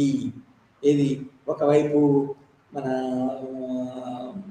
అడాల్ఫ్ హిట్లరు, తర్వాత మసలోని, దాని తర్వాత స్టాలిన్, ఇంకా జపాన్కి మన ఇంకొకతను, ముగ్గురు నాయకత్వం వ్యతిరేకంగా ఫ్యాసిస్ట్ గ్రూప్ అంటారు. దానికి వ్యతిరేకంగా అమెరికా కాదు, ఫ్రాన్స్, ఇటలీ, తర్వాత మన బ్రిటన్, ఈ దేశాలకి రాజులుగా ప్రభుత్వాలుగా ఏర్పడి అది డెమోక్రటిక్ అలయన్స్. దాని తర్వాత వాళ్ళకి అనుకూలంగా అమెరికా వచ్చింది, అది వేరు. సో అందులో బ్రిటన్ అనేది చాలా ముఖ్యమైనది రెండవ ప్రపంచ యుద్ధంలో. సో ఆ రెండవ ప్రపంచ యుద్ధంలో బ్రిటన్ పోయే ఏమైందంటే మన భారతదేశం యొక్క భారతీయ నాయకుల నుంచి, భారతీయ ప్రజల నుంచి సపోర్ట్ కోరడం అని మనవి ప్రకారంగా విధేయతంగా అడిగారు. కానీ అదే సమయము, అదే మంచి మన ఈ సంఘటన పరిస్థితి బ్రిటిష్ వాళ్ళు మన దేశం నుంచి ఆశించే దానికి పరిహారంగా బ్రిటిష్ వాళ్ళు మనకి స్వాతంత్రం ఇవ్వాలా, మన భారతదేశాన్ని విడిచిపెట్టుకోవాలా, భారతదేశంలో స్వతంత్ర ప్రభుత్వం ఏర్పాటు చేయాలా, భారతదేశంలో స్వతంత్ర రాజ్యాంగం ఏర్పడాలా అనే కోరిక మన దేశం వాళ్ళకి ఎక్కువైంది. సో ఎక్కువైనప్పుడు ఏమైంది అంటే ఆ కోరికలు తీర్చకపోతే ఏంటంటే మన భారతదేశం నుంచి సైనికులు, ఎందుకంటే మన భారతదేశంలో చాలామంది ప్రజలు జనాభా ఎక్కువ ఉంది కాబట్టి సైన్యం ఎక్కువ ఉంది. బ్రిటిష్ కాలంలోనే సైన్యం ఏర్పడింది. కానీ ఒక నిజానికి తలుచుకుంటే బ్రిటిష్ వాళ్ళకు వ్యతిరేకంగా పోరాడి బ్రిటిష్ వాళ్ళని వెళ్ళగొట్టి స్వతంత్రం మనం తెచ్చుకునే అవకాశాలు ఉండేవి. అటువంటి నిజానికి అటువంటి ప్రయత్నాలే సుభాష్ చంద్రబోస్ అవి ప్రయత్నం చేయడం జరిగింది. కానీ సుభాష్ చంద్రబోస్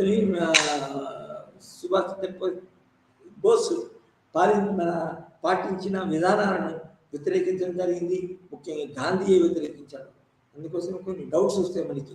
అసలు మన నాయకత్వం వహించింది బ్రిటిష్, మన సుభాష్ చంద్రబోస్ ఏర్పాటు చేసిన ఇండియన్ నేషనల్ ఆర్మీ కింద ఏర్పాటు కావడం వల్ల స్వతంత్రం వచ్చిందా, లేకపోతే మన మన గాంధీ నాయకత్వం వల్ల వచ్చిందా అనేది ఇంకా చర్చల్లో ఉంది. అది ఆ విషయం. సో ఈ విధంగా ఏంటంటే పార్టీలు బ్రిటిష్ కాలంలోనే మనగలిగాయి.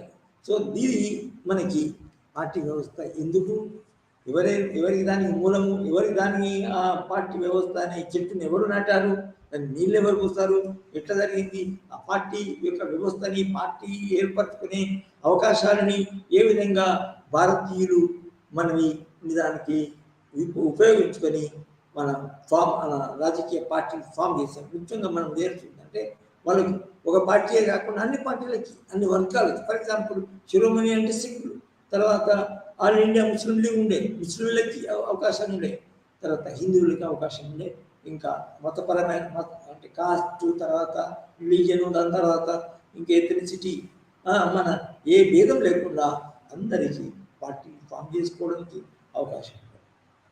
సో అది నిజానికి మన భారతదేశం వలస పాలనలో ఉన్న ప్రత్యేకత. సో ఇప్పుడు మనము ఎక్కడికి వస్తామంటే మరి మన బ్రిటిష్ పాలన నుంచి ఇప్పటి వరకు, మొన్నటి వరకు, లాస్ట్ 1919 వరకు ఏ పార్టీలు ఏ విధంగా ఏర్పడ్డాయి, ఎందుకు ఏర్పడ్డాయి, ఏ విధంగా పరిపాలన చెందినాయి అని మనం అనుకుంటే మన దేశంలో ముఖ్యంగా ఇండియన్ నేషనల్ కాంగ్రెస్ అది 1885 ఏర్పడింది. తర్వాత మనము ఆల్ఫబెటికల్ కనుక పోతే తృణమూల్ కాంగ్రెస్, దీన్ని తర్వాత ఆల్ ఇండియా తృణమూల్ కాంగ్రెస్గా మారింది. అది ముఖ్యంగా ఎప్పుడు ఏర్పడింది, 1998లో మమతా బెనర్జీ అనే లేడీ స్త్రీ నాయకత్వం కింద ఇప్పుడు ఏర్పడింది. తర్వాత 1993లో సమాజ్వాదీ పార్టీ, అంటే నిజానికి అంటే మనము కొంచెం దాని యొక్క పూర్వరంగము, తర్వాత దాని యొక్క ముఖ్య కారణాలు ఏర్పాటు కావడానికి కాంగ్రెస్ పార్టీ ఉండగా అసలు ఇంకా కొన్ని వేరే నేషనల్ పార్టీస్ ఎందుకు ఉండాలని అనుకోవచ్చు, కానీ ఏర్పడ్డాయి. ఎందుకంటే కాంగ్రెస్ పార్టీ స్వతంత్ర ఉద్యమంలో ముఖ్య పాత్ర వహించింది. తర్వాత మన ఒక వర్గము, ఒక మన సర్గము, స్త్రీ, మన ఒక కులము, ఒక మతము, వారి అన్ని మతాల వారికి, అన్ని వర్గాల వారికి అది ప్రాతినిధ్యం వహించింది చాలా వరకు. కాబట్టి దానికి పార్టీలు వేరే పార్టీలు వేరే వర్గాలు వివిధ వర్గాలకి తమ సొంత పార్టీలు ఏర్పరచుకునే అవసరం లేకపోయింది. కానీ 1950 తర్వాత రిపబ్లికన్ పార్టీ ఏర్పడిన తర్వాత మన ఫస్ట్ జనరల్ ఎలక్షన్లో నేను దానికి చాలా పార్టీలు నేషనల్ లెవెల్ పార్టీలు పర్టికులర్గా Bharatiya Jana Sangh, communist party of India, తర్వాత కాంగ్రెస్ మనం అది మొదలైంది. సో ఈ పార్టీలు మన దేశంలో మన ఏర్పాటు కాబట్టినట్టు. So all India Trinamool Congress west బెంగాల్లో మొట్టమొదలు చేసినా కూడా అంటే కాంగ్రెస్ వ్యతిరేకంగా కాంగ్రెస్ యొక్క పర్ఫార్మెన్స్ను నచ్చక ఈ all India Trinamool Congress party ఏర్పడింది. ఇప్పుడు నిజానికి వేరే వేరే రాష్ట్రాల్లో కూడా అది ఎన్నికల్లో పోటీ చేస్తుంది. ఫర్ ఎగ్జాంపుల్ మొన్ననే కొన్ని నెలల క్రితం గుజరాత్లో పోటీ చేస్తుంది, దాని తర్వాత మన నార్త్ ఈస్ట్లో పోటీ చేసింది. So that is in fact a national party although led by A lady. అసలు కొంచెం అసలు ఆమె లేడీ, ఆమె నాయకత్వం అంటేనే అసలు మనకి అది అంత చిన్నగా ఉంది, తర్వాత అందులో వీక్ కనిపిస్తుంది. కానీ ఒక నేషనల్ లెవెల్ పార్టీని ఏ విధంగా మన నడుపుతుంది, ప్రారంభించింది అనేది మనకు ఆశ్చర్యం ఇస్తుంది. తర్వాత ఇంకొక నేషనల్ పార్టీ ఎస్పీ అని చెప్పాను కదా, ఇది సమాజ్వాదీ పార్టీ. ఈ సమాజ్వాదీ పార్టీ ముఖ్యంగా ఎందుకు ఏర్పడింది అంటే సమాజ్వాదీ పార్టీ యొక్క లీడర్ ములాయం సింగ్ ఎవరైతే ఉన్నారో అతను నిజానికి మన ఇందిరాగాంధీ కాంగ్రెస్ వ్యతిరేకంగా, ఇందిరాగాంధీ నాయకత్వానికి వ్యతిరేకంగా జరిపిన పోరాటం ఏదైతే ఉందో జయప్రకాష్ నారాయణ, సీనియర్ జయప్రకాష్, ఈయన మన రాష్ట్రంలో ఉన్న మన తెలుగు రాష్ట్రాలకు సంబంధించిన జయప్రకాష్ నారాయణ కాదు, ఎంబీబీఎస్ చేసి మన కలెక్టర్ అయి మన చేసిన అతను కాదు.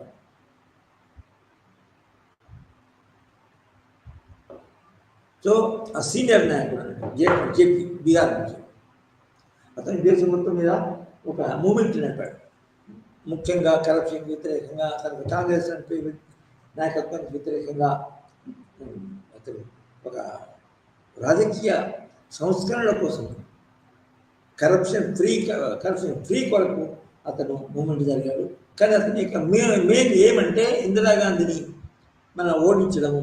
ఎందుకంటే నిజానికి ఒక ఎన్నికలో ఇందిరాగాంధీ తప్పు పద్ధతిలో ఎన్నికైందని కోర్టులో వచ్చేసాడు, సుప్రీంకోర్టులో అతను గెలిచాడు. తర్వాత అతని మూమెంట్ నడిపాడు. సో ఆ మూమెంట్లో ములాయం సింగ్ అనే సోషలిస్టు, తర్వాత ఇతను కూడా లాలూ ప్రసాద్ కూడా ఇది బీహార్ లీడర్, వాళ్ళు ఆ మూమెంట్లో పాల్గొనడం వల్ల ఆ తర్వాత ఆ మూమెంట్ అయిపోయిన తర్వాత జయప్రకాష్ నారాయణ తర్వాత వీళ్ళు మన సమాజ్వాదీ పార్టీ, ఎందుకంటే జయప్రకాష్ నారాయణ సోషలిస్టు మన ఇది సిద్ధాంతం అన్నట్టు. సో దాని అనుగుణంగా బీహార్ ఉత్తరప్రదేశ్లో ఎస్పీ అనేది ఏర్పడింది. దానికి అది వేరే వేరే రాష్ట్రాల్లో కూడా పోటీ చేస్తుంది. దానికి మనం ఒక మన పార్టీస్లో ఒక లక్ష్యం ఏంటంటే కొన్ని పార్టీలు ఒక రాష్ట్రం కాకుండా కొన్ని రాష్ట్రాల్లోనే ఒక ప్రాంతంలో ఉంటాయి. మరి అది ప్రాంతీయ పార్టీ అనాలా, నేషనల్ పార్టీ అనాలా, పూర్తిగా రీజనల్ పార్టీ అనాలంటే మరి అట్లా ఉంది సంగతి. అది వాటి యొక్క మన సపోర్ట్ బేస్ ఏదైతే ఉన్నారో వాటి ఆ పార్టీల యొక్క ఓటర్లు ఏదైతే ఉన్నారో ఆ పార్టీని వేరే ప్రాంతాల్లో పార్టీ వారు నచ్చరు. కాబట్టి మన సోషలిస్ట్ పార్టీ ఏదైతే ఉందో, ఏది ఉత్తరప్రదేశ్లో ములాయం సింగ్ నాయకత్వంలో ఏర్పడిందో, దానికి ఆ పార్టీ మన చాలా ఇంపార్టెంట్ మన ఇది సంస్థగా పార్టీగా దానికి ఏర్పడింది. మన ఉత్తరప్రదేశ్లో మన ప్రభుత్వంలో డామినేట్ చేసింది, అధికారం కూడా ఏర్పాటు చేయడం జరిగింది. అయితే ఎస్పీ ఇది సమాజ్వాదీ పార్టీ. తర్వాత మన ఇంకొక చాలా ముఖ్యమైనది ఒక ఐడియాలజికల్గా విప్లవాత్మక మార్పులు తీసుకురావడానికి ప్రయత్నం చేసిన party CPI, national party. So అది ఎప్పుడు ఏర్పడింది అంటే 1925. అది ముఖ్యంగా ఎందుకు ఏర్పడిందంటే మన దేశం యొక్క స్వాతంత్రం రాకముందు మన దేశంలో ఉన్న వలస విధానాన్ని నిర్మూలించి వలస మన ప్రభుత్వాన్ని పడగొట్టి డిస్మాంటిల్ చేసి బ్రిటిష్ వాళ్ళను వ్యతిరేకంగా మన నిజానికి ఒక విప్లవం ద్వారా, కమ్యూనిస్ట్ విప్లవం ద్వారా బయట పాలదూరాల అనే ముఖ్య లక్ష్యంగా నిజానికి ఏర్పడింది 1925. అయితే ముఖ్యంగా అంతర్జాతీయ స్థాయిలో ప్రాచుర్యము, ప్రాధాన్యత పొందిన ఈ జార్కు వ్యతిరేకంగా పోరాడి రష్యాకి స్వాతంత్రం తీసుకొచ్చిన కమ్యూనిస్ట్ పార్టీ ఏదైతే ఉందో ఆ కమ్యూనిస్ట్ పార్టీ అక్కడ సోవియట్ యూనియన్ అక్టోబర్ విప్లవంలో 1917లో విప్లవం మన తీసుకొచ్చి రాజ్యాధికారం చేపట్టడం జరిగింది. అది కమ్యూనిస్ట్ పార్టీ నిజానికి ఒక అంతర్జాతీయ మన స్వభావము మన కలిగి ఉన్నది. అసలు వాళ్ళ యొక్క ఇన్ఫ్లుయెన్స్తోనే మన దేశంలో కూడా ఒక కమ్యూనిస్ట్ పార్టీ ఏర్పడింది. అది ఎప్పుడంటే 1925. సో అది కమ్యూనిస్ట్ పార్టీ యొక్క బ్యాక్గ్రౌండ్. అంటే వాళ్ళ యొక్క లక్ష్యం ఏంటంటే సోవియట్ యూనియన్ లేకనే మన దేశంలో కూడా వన్ పార్టీ సిస్టమ్ ఏర్పరిచి, తర్వాత మన ప్రైవేట్ ప్రాపర్టీని నిర్మూలించి, దాని తర్వాత రైతు కూలీలు, తర్వాత మన శ్రామిక మన పరిశ్రమల యొక్క మన కూలీలు, వర్కర్స్, వాటి ఆధ్వర్యంలో వాళ్ళ యొక్క రాజ్యాధికారంలో రాజ్యం స్వాతంత్రం సంపాదించే రాజ్యాధికారం చేపట్టి మన కమ్యూనిస్ట్ ప్రోగ్రామ్స్ని ఇంప్లిమెంట్ చేయాలనే విధంగా 1925లో కమ్యూనిస్ట్ పార్టీ ఏర్పాటు చేయడం జరిగింది. అయితే ఇంకొక ముస్లిం అంటే ఆల్ ఇండియా ముస్లిం లీగ్. ఏది ఆల్ ఇండియా ముస్లిం లీగ్ 1900 ఆ ప్రాంతంలో 1909 అయితే ఆ ప్రాంతంలో ఏర్పడింది. అయితే మనం గమనించవలసింది ఏంటంటే వాళ్ళు మతపరంగా అంటే హిందువులకేనా వాళ్ళు మెజార్టీ మనకు అనుకూలంగా ఉంటారు కదా, వాళ్ళ కోసమే పాటుపడతామని వాళ్ళు బ్రిటిష్ వాళ్ళు భావించలేదు. మతపరమైన మత ప్రాతికగా ఉన్న గ్రూప్స్ని కూడా పార్టీలుగా ఎన్నుకోవడం జరిగింది. వాళ్ళకి సమాన హక్కులు, ఇతర పార్టీలతో సమానమైన హక్కులు ఇవ్వడం జరిగింది. అదే నేను ఎప్పుడు చెప్పిన అకాలీ శిరోమణి స్వరాజ్ పార్టీ ఇట్లా ఇది వేరే నేషనలిస్ట్ పార్టీ ఏర్పడారు. సో ఇంకా ఇవన్నీ నేషనలిస్ట్ పార్టీ మన ఆల్ ఇండియా ముస్లిం లీగు. తర్వాత 1957లో భారతీయ జనసంఘ్ ముఖ్యంగా హిందువుల కొరకు, హిందువుల యొక్క రక్షణ, తర్వాత హిందువుల యొక్క సంక్షేమం, తర్వాత హిందువుల యొక్క మత ఆకాంక్షలు నెరవేర్చడానికి, ద్వారా దానికి అధికారం సంపాదించి వాళ్ళ హిందువుల యొక్క ఆధిక్యతను పెంపొందించడానికి నిజానికి భారతీయ జనసంఘం 1951లో ఏర్పడింది. అది నిజానికి ప్రజల యొక్క మన్నన కలిగింది, కానీ దాని తర్వాత వేరే కారణాలు అది మారిపోయిందని చెప్పాలి. సో భారతీయ జనసంఘ్. దాని తర్వాత బిఎస్పి అనేది బహుజన సమాజ్ పార్టీ. ఈ బహుజన సమాజ్ పార్టీ ముఖ్యంగా ప్రో అంబేద్కర్ సిద్ధాంతాలకు అనుకున్నారు. అంబేద్కర్ సిద్ధాంతాలను అనుసరించి వాటిని తుచా తప్పకుండా అమలు చేయాలనే ఉద్దేశంతో కాన్సీరామ్ అనే ఉత్తరప్రదేశ్లో ఒక నాయకుడు తన యొక్క మన జాబును రాజీనామా చేసి మన దేశ ప్రజల కొరకు పాటుపడాలా, అట్టడుగున కులాల యొక్క దళితులు, తర్వాత మన ఇంకా మన అట్టడుగున ఉన్న కులాల వాళ్ళ ప్రజల యొక్క సంక్షేమాన్ని ఆశించి అతను కొత్తగా ఒక పార్టీ చేయాలని అది చేశాడు. అదే 1914లో ఈ బిఎస్పి పార్టీని ఏర్పాటు చేయడం జరిగింది. అది దాని తర్వాత ముఖ్యంగా మూమెంట్ స్టార్ట్ చేసిన తర్వాత కాన్షీరామ్ నిజానికి మన ఒక ముఖ్యమైన లేడీ లీడర్ను మన ప్రోత్సహించడం జరిగింది, అదే మాయావతి. సో మాయావతి యొక్క ఆధ్వర్యంలో నిజానికి బహుజన సమాజ్ పార్టీ ఏర్పాటు జరిగింది. ఇది నిజానికి దేశం మొత్తంలోనే ఒక మన ప్రముఖమైన ప్రాధాన్యత కలిగిన రాజకీయ పార్టీ అని చెప్పవచ్చు. అంతేకాకుండా ఎన్నికల్లో పాల్గొనడము, ప్రాచుర్యం పొందడము, ప్రజల యొక్క సపోర్ట్ పొందడమే కాకుండా లక్నో మన ఉత్తరప్రదేశ్లో నిజానికి 4-5 సార్లు అధికారంలోకి వచ్చి బహుజనుడికి అనుకూలంగా, దళితులకు అనుకూలంగా అనేక ప్రోగ్రామ్స్ చేపట్టి ఇంప్లిమెంట్ చేయడం జరిగింది.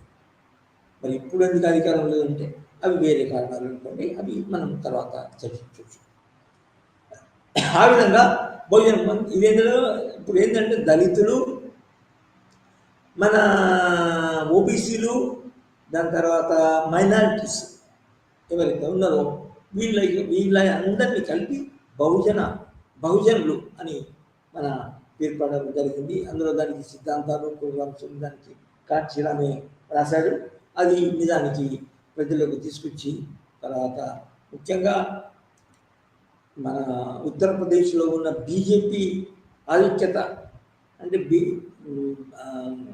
నానాజాతి సమితి మన జనసంఘి ఏదైతే ఉందో హిందూ మత ప్రాధాన్యత గల బీజేపీని ఓడించాలా అనే ఉద్దేశంతో మన అగ్రకుల ఆధిక్యత కలిగిన బీజేపీని ఓడించాలనే ఉద్దేశంతో తర్వాత బహుజనులకి మన మెజారిటీ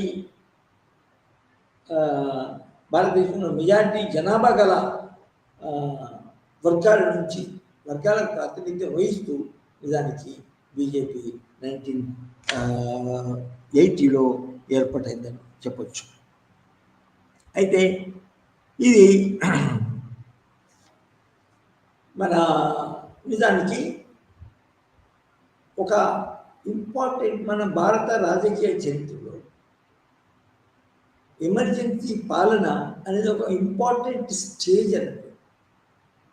అంటే మన భారత రాజ్యాంగంలో ఎమర్జెన్సీ డిక్లేర్ చేయొచ్చు. తర్వాత చాలామంది ఎవరైతే మన అధికారంలో ఉండే పార్టీకి అనుగుణంగా అధికారంలో ఉండే పార్టీ యొక్క విధానాలకు అనుకూలంగా ఎవరైనా వ్యతిరేకంగా వెళ్తే వాళ్ళను జైలు వేయడము, తర్వాత వాళ్ళను మన కట్టుదిట్టం చేయడము, తర్వాత అనేక ప్రాథమిక హక్కులను అణిచివేయడం జరుగుతున్నటువంటి ఎమర్జెన్సీ కింద. ఆ కాలంలో మన అణిచివేయబడ్డ వ్యక్తులు, సమూహాలు, వర్గాలు నిజానికి ఈ 1977లో నిజానికి ఎన్నికలు జరిగిన నిజానికి ఏది ఎమర్జెన్సీ డిక్లేర్ అయ్యి అమలు చేయబడ్డ తర్వాత సో అప్పుడు చాలామంది కాంగ్రెస్ వ్యతిరేక పార్టీలు ఏదైతే ఉన్నాయో ఎమర్జెన్సీలో సఫర్ అవుతారో వాళ్ళు ఒక కొత్త పార్టీగా ఏర్పాటించారు. అదే దాన్ని జనతా దళ్ అంటారు. ఇప్పుడు మా ముఖ్యంగా నేషనల్ పార్టీస్ అంటే ఇప్పుడు అమలులో ఉన్న నేషనల్ పార్టీస్ మనం చదువుకుంటున్నాం. కానీ ఇదివరకు చాలా నేషనల్ పార్టీస్ ఉండే, అవి పేరు పోయినాయి, తర్వాత విచ్ఛిన్నమై తర్వాత వేరే పార్టీలు ఏర్పడ్డాయి. కానీ విచ్ఛిన్నం కాకముందు మాత్రము ఎమర్జెన్సీ కాలంలో ఎమర్జెన్సీ తర్వాత ఇమీడియట్గా ఏర్పడింది జనతా దళ్. సో జనతా దళ్లో నిజానికి భారతీయ జనసంఘ ఉండేది. సో జనతా దళ్ అనేది నిజానికి ఇందిరాగాంధీ కాంగ్రెస్ వ్యతిరేకంగా. సో ఆ జనతా దళలో రకరకాల పార్టీలు చేరిపోయినాయి. సో అందులో ఒకటి జనసంఘం పోయిన తర్వాత హిందువులకు ప్రత్యేకంగా ప్రాతినిధ్యం వహించే పార్టీ లేదు. సో బీజేపీ మళ్ళా జనతాదళలో నుంచి జనసంఘ బయటకు వచ్చి నిజానికి జనతా దళ నుంచి బయటకు వచ్చి నిజానికి బీజేపీ పార్టీగా 1980లో ఏర్పడింది. అది నిజానికి ఇప్పుడు ఏ విధంగా కేంద్ర స్థాయిలో మన నరేంద్ర మోడీ మన ప్రైమ్ మినిస్టర్గా ఉన్న నరేంద్ర మోడీ నాయకత్వంలో ఇప్పుడు అనేక ప్రోగ్రామ్స్ అమలు చేస్తుంది, సుపరిపాలన జరుపుతుంది అని విధంగా అనుకోవచ్చు, స్థిర పరిపాలన అనుకోవచ్చు. సో ఆ విధంగా బీజేపీ ముందుకు వచ్చి పరిపాలన కొనసాగిస్తుంది. అయితే ఇంకొక national party Bharatiya Janata party, తర్వాత బహుజన సమాజ్ పార్టీ, దాని తర్వాత ఈ కాంగ్రెస్లో నిజానికి ఒక పార్టీ, కాంగ్రెస్ నుంచి కొందరు వ్యక్తులు వచ్చి ఇంకొక కొత్త పార్టీని ఏర్పరచుకున్నారు. అది అది కూడా నేషనలిస్ట్ పార్టీ ఎందుకంటే నేషనల్ పార్టీ, జాతీయ స్థాయి పార్టీ. కానీ ఒక రీజియన్లో ప్రత్యేకంగా మహారాష్ట్రలో అది ఎక్కువ మద్దతు కలిగి ఉంది అన్నట్టు. అదే national Congress, NCP, national Congress party. కాంగ్రెస్లో ఒక వర్గము బయటకు చేసింది. అది ఎప్పుడు ఏర్పడింది అంటే 1999, 1999లో ఆ Congress party, Nationalist Congress party ఏర్పడింది. ముఖ్యంగా మన శరద్ పవార్ నాయకత్వంలో ఆ పార్టీ ఏర్పడింది. ఇప్పటికి కూడా ఉంది. అది ముఖ్యంగా ఏంటంటే అతనికి సరి అయిన ప్రాతినిధ్యం ఇవ్వడం లేదు కాంగ్రెస్లో. కాబట్టి అతను దానికి నిజానికి ముందు శరద్ పవార్కి ముందు నిజానికి నేషనల్ కాంగ్రెస్ పార్టీ సంగ్మా, అది నార్త్ ఈస్ట్ లీడర్ కింద ఉండేది. అతను దానికి రాజీనామా తీసుకున్న తర్వాత మన శరద్ పవార్ అతని ఆధ్వర్యంలో నాయకత్వంలో కొనసాగింది. ఇప్పుడు కూడా దానికి దేశ రాజకీయాల్లో ముఖ్యంగా మన మహారాష్ట్ర రాజకీయాల్లో దానికి చాలా చురుకైన పాత్ర అది మన నెరవేరుస్తుంది.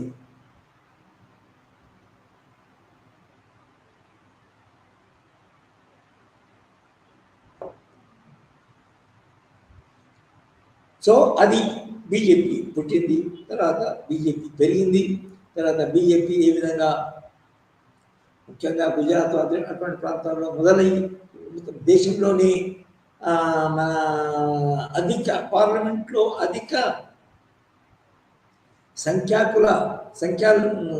సంఖ్యను సంపాదించి పార్లమెంట్ ఎలక్షన్లో మెంబర్స్ సంపాదించి నిజానికి ఇప్పుడు మన మళ్ళీ అధికారం రెండోసారి కూడా బీజేపీ నరేంద్ర మోడీ ఒక అధికారంలో మూడోసారి కూడా ఎన్నిక కావాలని ప్రయత్నం చేస్తుంది. సో బీజేపీ, ఎన్సిపి, తర్వాత ఇంకొక నేషనల్ పార్టీ అంటారు అని అంటారు, కానీ నిజానికి అంత స్ట్రాంగ్ లేదు. అదే రాష్ట్రీయ లోక్ దళ్. ఏ విధంగా మన ఉత్తరప్రదేశ్లో ములాయం సింగ్ యాదవ్ ఆధ్వర్యంలో SP and Samajwadi party ఏర్పడిందో,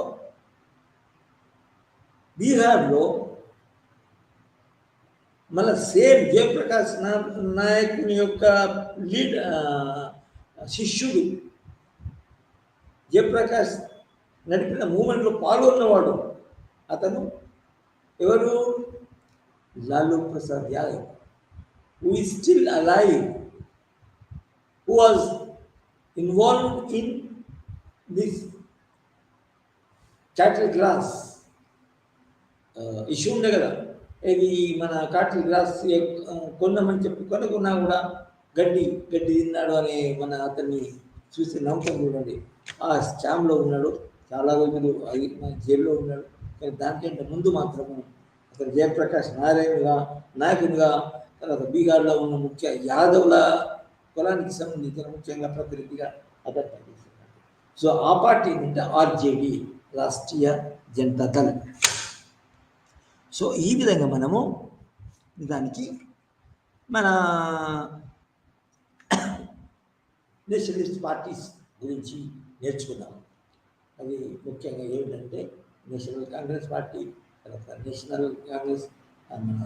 Indian national Congress party, మన మన ఇండియన్ ముస్లిం లీగు, దాని తర్వాత సమాజ్వాదీ పార్టీ, దాని తర్వాత భారతీయ జనతా పార్టీ, తర్వాత బహుజన్ సమాజ్ పార్టీ, దాని తర్వాత నేషనల్ కాంగ్రెస్ పార్టీ, తర్వాత ఆర్జేడీ, తృణమూల్ కాంగ్రెస్ కూడా దానికి నేషనల్ పార్టీగా మారింది. ఎందుకంటే అది మన ఒక పెద్ద మన మాయావతి తన యొక్క ప్రభుత్వం, దేశ స్థాయిలో ప్రభుత్వము ఏర్పాటు చేయాలనే ప్రయత్నం చేస్తుంది. సో ఇది చరిత్ర. తర్వాత ముఖ్య నాయకులు, ఫర్ ఎగ్జాంపుల్ మన ఇండియన్ నేషనల్ కాంగ్రెస్కి మొట్టమొదటి నుంచి ఎవరు ముఖ్య పాత్ర వహించారు, నాయకత్వం వహించారంటే గాంధీ, నెహ్రూ, అఫ్కోర్స్ గాంధీ, నెహ్రూ తర్వాత వచ్చారు. దానికంటే ముందు నిజానికి 3 రకాల సిద్ధాంతాలను పఠించారు బ్రిటిష్ వాళ్ళ వలస పాలనకు సంబంధించి. కొందరు మీకు తెలుసు, బ్రిటిష్ వాళ్ళు పూర్తిగా పోవాలి, swaraj is my birthright, మా మా దేశాన్ని మేమే పరిపాలించుకోవాలా, you have to go out అని బ్రిటిష్ వాళ్ళని పూర్తిగా నిక్కచ్చిగా బయటేసి ఎక్స్ట్రీమిస్ట్ పార్టీ తిలక్, తర్వాత బాల గంగాధర్ తిలక్, తర్వాత మధ్యవర్తంగా వెళ్ళడము, తర్వాత పూర్తిగా రాజ్యాంగపరంగా బ్రిటిష్ వాళ్ళను వ్యతిరేకించి బ్రిటిష్ వాళ్ళను వెళ్ళగొట్టడం, బ్రిటిష్ వాళ్ళ నుంచి అనేక సందర్భాల్లో అనేక విషయాల్లో కొన్ని కోర్కెలను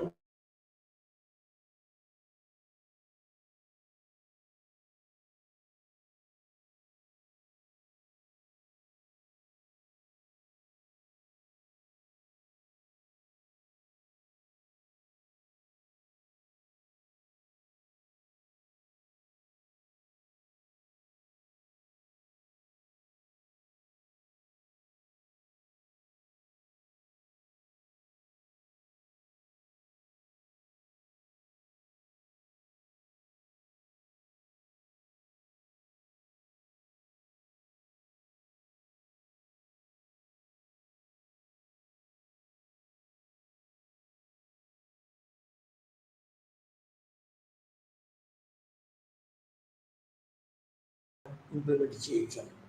సో అదే విధంగా ఆ ప్రాసెస్లోనే ఆ లాజిక్తోనే దానికి అనేక స్టేట్ లెవెల్ రాష్ట్ర స్థాయి పార్టీలు మరియు మన ఏంటి మన రీజనల్ పార్టీస్ ప్రాంతీయ పార్టీలు ఏర్పడ్డాయి అని చెప్పవచ్చు.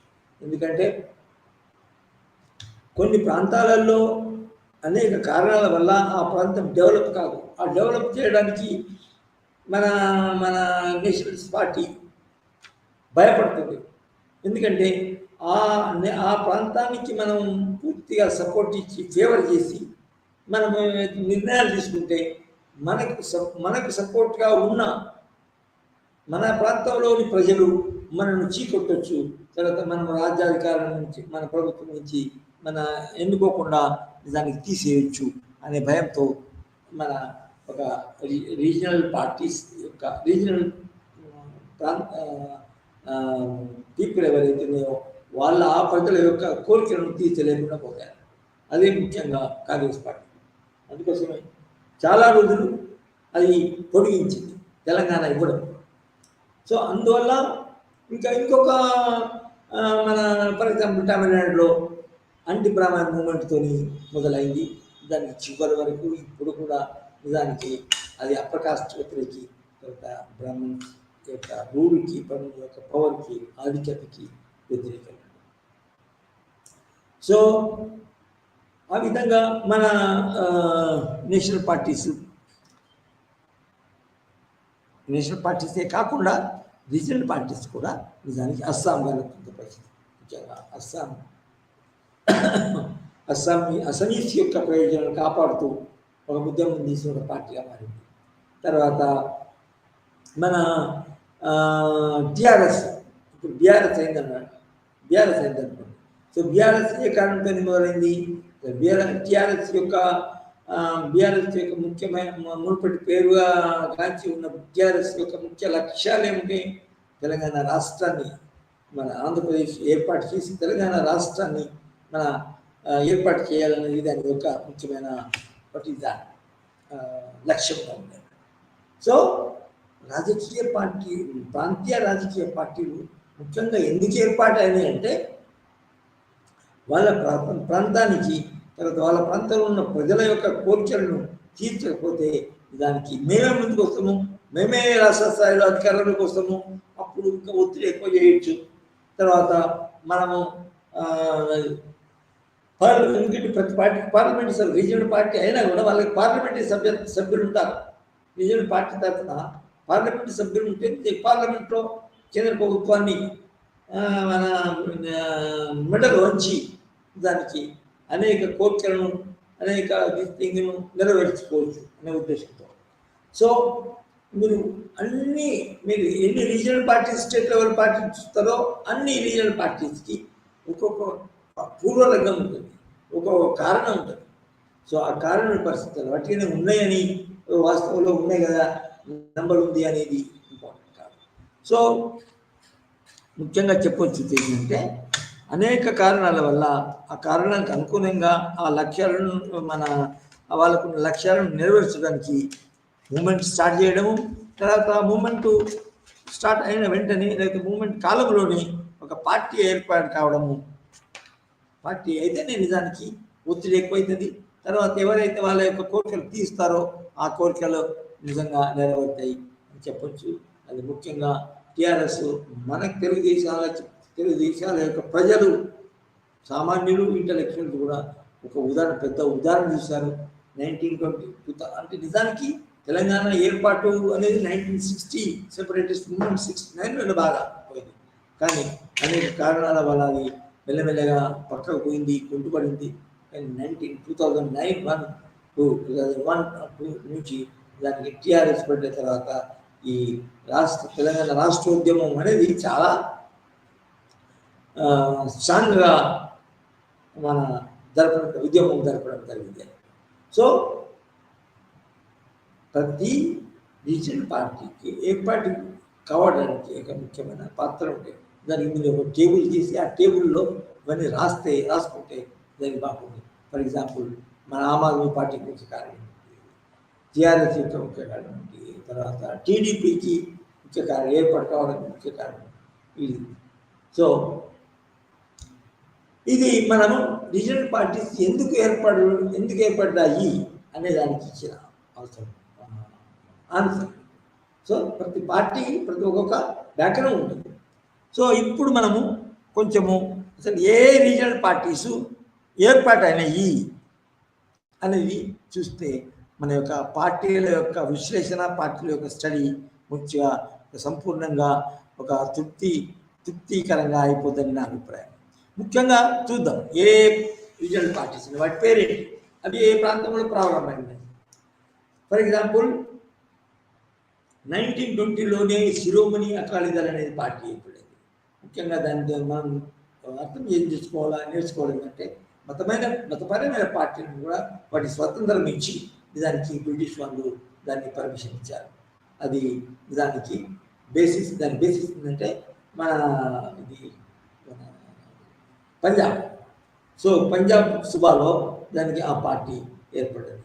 తర్వాత ద్రవిడ మున్నేత కళజమం డిఎంకే, అది నిజానికి తమిళనాడులో ఏర్పడింది. ముఖ్యంగా బ్రాహ్మణుల కుల ఆధిక్యతము, మత ఆధిక్యముల యొక్క అణిచివేయడానికి నిజానికి సామాన్యులు, అట్టడుగున్న ప్రజల యొక్క చిన్న కులాల యొక్క ప్రయోజనాన్ని కాపాడడానికి నిజానికి డిఎంకే ద్రవిడ మున్నేత కళజమం ఏర్పడింది. అఫ్కోర్స్ అది కూడా మళ్ళీ చీలి ఆల్ ఇండియా డిఎంకేగా మరియు డిఎంకేగా ఏర్పాటు కావడం జరిగింది. అది వేరు. సో ఇప్పుడే చెప్పినట్టు దాన్ని మూమెంట్ ఆధారం చేసుకొని ఒక ఫామ్ అయింది అన్నట్టు ఇది. తర్వాత డిఎంకే అయిన తర్వాత దానికి శివసేన మహారాష్ట్రలో చాలా ఇంపార్టెంట్ మన పార్టీ అన్నట్టు. తర్వాత తెలుగుదేశం ఎందుకు ఏర్పడింది తెలుసు కదా. తెలుగు ప్రజల యొక్క దీన్ని కాపాడడానికి ముఖ్యంగా ఎన్టీఆర్ అది 1982లో ప్రారంభించారు. అది కూడా ముఖ్యంగా 2 రాష్ట్రాల్లో ప్రాధాన్యత వహిస్తుంది. దాని తర్వాత బీకేడి భారతీయ క్రాంతి దళ్, తర్వాత టీఆర్ఎస్, అది నీకు తెలుసు కదా తెలంగాణ రాష్ట్రం నుంచి పొరపడింది. తర్వాత దాని తర్వాత నిజానికి ఇంకొక పార్టీ ఏర్పడింది వైఎస్ఆర్సిపి. రాజశేఖర రెడ్డి యొక్క కుమారుడు రాజశేఖర రెడ్డి చనిపోయిన వెంటనే తన యొక్క మన తండ్రి యొక్క అనుచరులను యొక్క సపోర్ట్ తీసుకుని వైఎస్ఆర్ కాంగ్రెస్ పార్టీని ఏర్పాటు చేశాడు. దాని తర్వాత కొన్ని రోజులు ప్రయత్నంగా పనిచేసి పోటీలో పాల్గొని మన ఎన్నికలో పాల్గొని రాకపోతే అతను చాలా మొత్తం 2,000-3,000 పైగా మైళ్ళ తరమైన మన పాదయాత్ర చేసి నిజానికి నెక్స్ట్ ఎలక్షన్ వచ్చిన వెంటనే వైఎస్ఆర్సీపీ తరఫున పార్టీ మెజారిటీ పార్టీ అసెంబ్లీ సంపాదించి వైఎస్ఆర్ కాంగ్రెస్ పార్టీ ప్రభుత్వాన్ని ఏర్పరిచాడు. అది చాలా ముఖ్యమైన ఘటన అని చెప్పవచ్చు. సో ఈ విధంగా ఒక్కొక్క మెరిజియన్ పార్టీకి ఒక్కొక్క మన కారణం ఉంటుంది. అవి కారణాలు చదివితే మనకి భారతదేశంలో జరిగే రాజకీయాలు బాగా అర్థమవుతాయి. సో ఈ విధంగా మనము ఈ పార్టీల యొక్క ఏ ఏ పార్టీలు ఉన్నాయి, ఏ ఏ పార్టీల యొక్క నాయకులు ఎవరు, ఏ సంఘటనలు ఉన్నాయి, వాటికి తర్వాత ఏ విధంగా మన నేషనల్ పార్టీస్ యొక్క ప్రాముఖ్యత పోయి తర్వాత ఈ రాష్ట్ర మన ప్రాంతీయ పార్టీల యొక్క ప్రాముఖ్యత పెరిగింది, ఏ విధంగా ప్రాంతీయ పార్టీలు అధికారంలో ఉన్నాయి అని నేర్చుకున్నాం. సో నెక్స్ట్ సెషన్లో మనం ఒక కొత్త అంశంతో మనం కలుద్దామని థ్యాంక్స్ చెప్తూ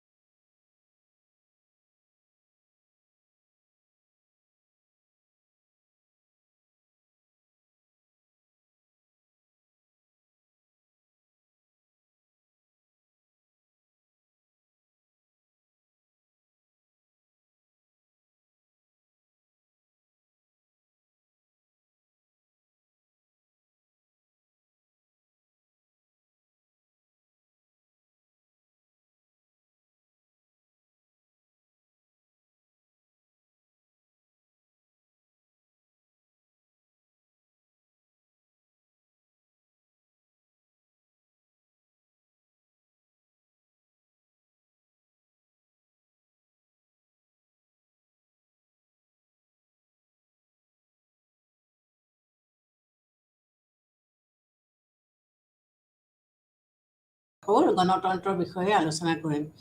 ইয়াৰ আগৰ ক্লাছত যিখিনি কথা আলোচনা কৰিছিলোঁ নিশ্চয় তোমালোকৰ মনত আছে। আমি গণতন্ত্ৰৰ ডেফিনেশ্যনৰ বিষয়ে আলোচনা কৰিছিলোঁ, গণতন্ত্ৰৰ পৰিসৰৰ বিষয়ে আলোচনা কৰিছিলোঁ, আৰু গণতন্ত্ৰৰ ডাইৰেক্ট ডেমক্ৰেচি বা ডাইৰেক্ট গণতন্ত্ৰ বুলি ক'লে কি বুজে সেইখিনি আমি পঢ়িছিলোঁ। আৰু এই ক্ষেত্ৰত আমি পাইছিলোঁ যে গণতন্ত্ৰৰ ডাইৰেক্ট ডেমক্ৰেচিৰ কেইবাটাও ভাগ আছিলে, সেইখিনি আমি অলৰেডি আলোচনা কৰিছিলোঁ। আমি গণপ্ৰস্তাৱৰ বিষয়ে আলোচনা কৰিছিলোঁ, বা গণভোটৰ বিষয়ে আলোচনা কৰিছিলোঁ, বা প্ৰত্যাহ্বানৰ ওপৰত আলোচনা কৰিছিলোঁ, আৰু গণ অভিমতৰ ওপৰত আলোচনা কৰিছিলোঁ। এতিয়া আজি আমি চাওঁ যে আধুনিক গণতন্ত্ৰ কি বস্তু। আমি ডাইৰেক্ট ডেমক্ৰেচি আৰু ইনডাইৰেক্ট ডেমক্ৰেচি এই বস্তু দুটা যোৱাৰ ক্লাছত আলোচনা কৰিছিলোঁ যে ডেমক্ৰেচি বুলি কওঁতে আমি দুটা ভাগত ভাগ কৰিব পাৰোঁ। যিটোক আমি ডাইৰেক্ট ডেমক্ৰেচি বুলি কওঁ, ডাইৰেক্ট গণতন্ত্ৰ ক'ত চলিছিলে? আধুনিক আগৰ যিবিলাক গ্ৰীক নগৰ ৰাষ্ট্ৰ আছে তাত ডাইৰেক্ট ডেমক্ৰেচি চলিছিলে। কিন্তু এতিয়া বৰ্তমান যুগত আমি ভাৰতবৰ্ষৰ নিচিনা এখন বিশাল দেশৰ কথাকে কওঁ, ইয়াত ডাইৰেক্ট ডেমক্ৰেচি সম্পূৰ্ণভাৱে প্ৰয়োগ কৰাটো সম্ভৱপৰে নহয়। গতিকে এতিয়া আমি ইনডাইৰেক্ট ডেমক্ৰেচিৰ কথা কওঁ। এতিয়াৰ যিটো মডাৰ্ণ ডেমক্ৰেচি, এই মডাৰ্ণ ডেমক্ৰেচিটোক আকৌ আমি দুটা ছাইডৰ পৰা আমি বিশ্লেষণ কৰিব পাৰোঁ। এটা হৈছে কি ছ'চিয়েলিষ্ট ডেমক্ৰেচি, যিটোক আমি সমাজতান্ত্ৰিক গণতন্ত্ৰ বুলি কওঁ, আৰু এটা হৈছে উদাৰনৈতিক গণতন্ত্ৰ বা লিবাৰেল ডেমক্ৰেচি। যিটো লিবাৰেল ডেমক্ৰেচি, সেই লিবাৰেল ডেমক্ৰেচিটো বৰ্তমানে ইয়াক ইমপ্লিমেণ্ট কৰিবৰ কাৰণে চেষ্টা কৰা হৈছে, বা এই গণতন্ত্ৰক ইমপ্লিমেণ্ট কৰা হৈছে। এই গণতন্ত্ৰই কিহৰ ওপৰত গুৰুত্ব দিয়ে? বিশেষকৈ আইনৰ ওপৰত, যে সকলোবিলাক বস্তু আইনৰ দ্বাৰা ইমপ্লিমেণ্ট যাতে হয়, তেতিয়া সকলো ধৰণৰ ইয়াত সুবিধা পাব। আৰু যিটো ছ'চিয়েলিষ্টিক ডেমক্ৰেচি, এই ছ'চিয়েলিষ্টিক ডেমক্ৰেচিটো কাৰ ওপৰত বা কোনটো ফিলচফিৰ ওপৰত ভিত্তি কৰি লোৱা হৈছে? মাৰ্ক্স আৰু লেনিনৰ যিটো ফিলচফি বা আইডিঅলজি, এই মাৰ্ক্স আৰু লেনিনৰ আইডিঅলজিৰ ওপৰত ভিত্তি কৰি পেলাই এই থিয়ৰিটো আগবঢ়োৱা হৈছে। ইয়াত মূল মন্ত্ৰ হৈছে কি? যে সৰ্বহাৰাৰ একনায়কতাবাদ এষ্টাব্লিছ কৰাটোৱে হৈছিলে তেওঁলোকৰ মূল মন্ত্ৰ। এতিয়া যিটো ইনডাইৰেক্ট ডেমক্ৰেচি, এই ইনডাইৰেক্ট ডেমক্ৰেচিটোনো কেনেকৈ চলে? ইয়াত কি হয়? আমি নাগৰিকসকলে আমাৰ অংশগ্ৰহণটো ইয়াত কেনেকৈ থাকিলে? ডাইৰেক্ট ডেমক্ৰেচিত আমি এখন অ'পেন ফিল্ডত লগ লাগিলোঁ আৰু আমাৰ যিকোনো ৰাজনৈতিক সিদ্ধান্ত আমি হাত দাঙি পেলাই ল'লোঁ। কিন্তু ইনডাইৰেক্ট ডেমক্ৰেচিতটো সেইটো সম্ভৱপৰ নহয়।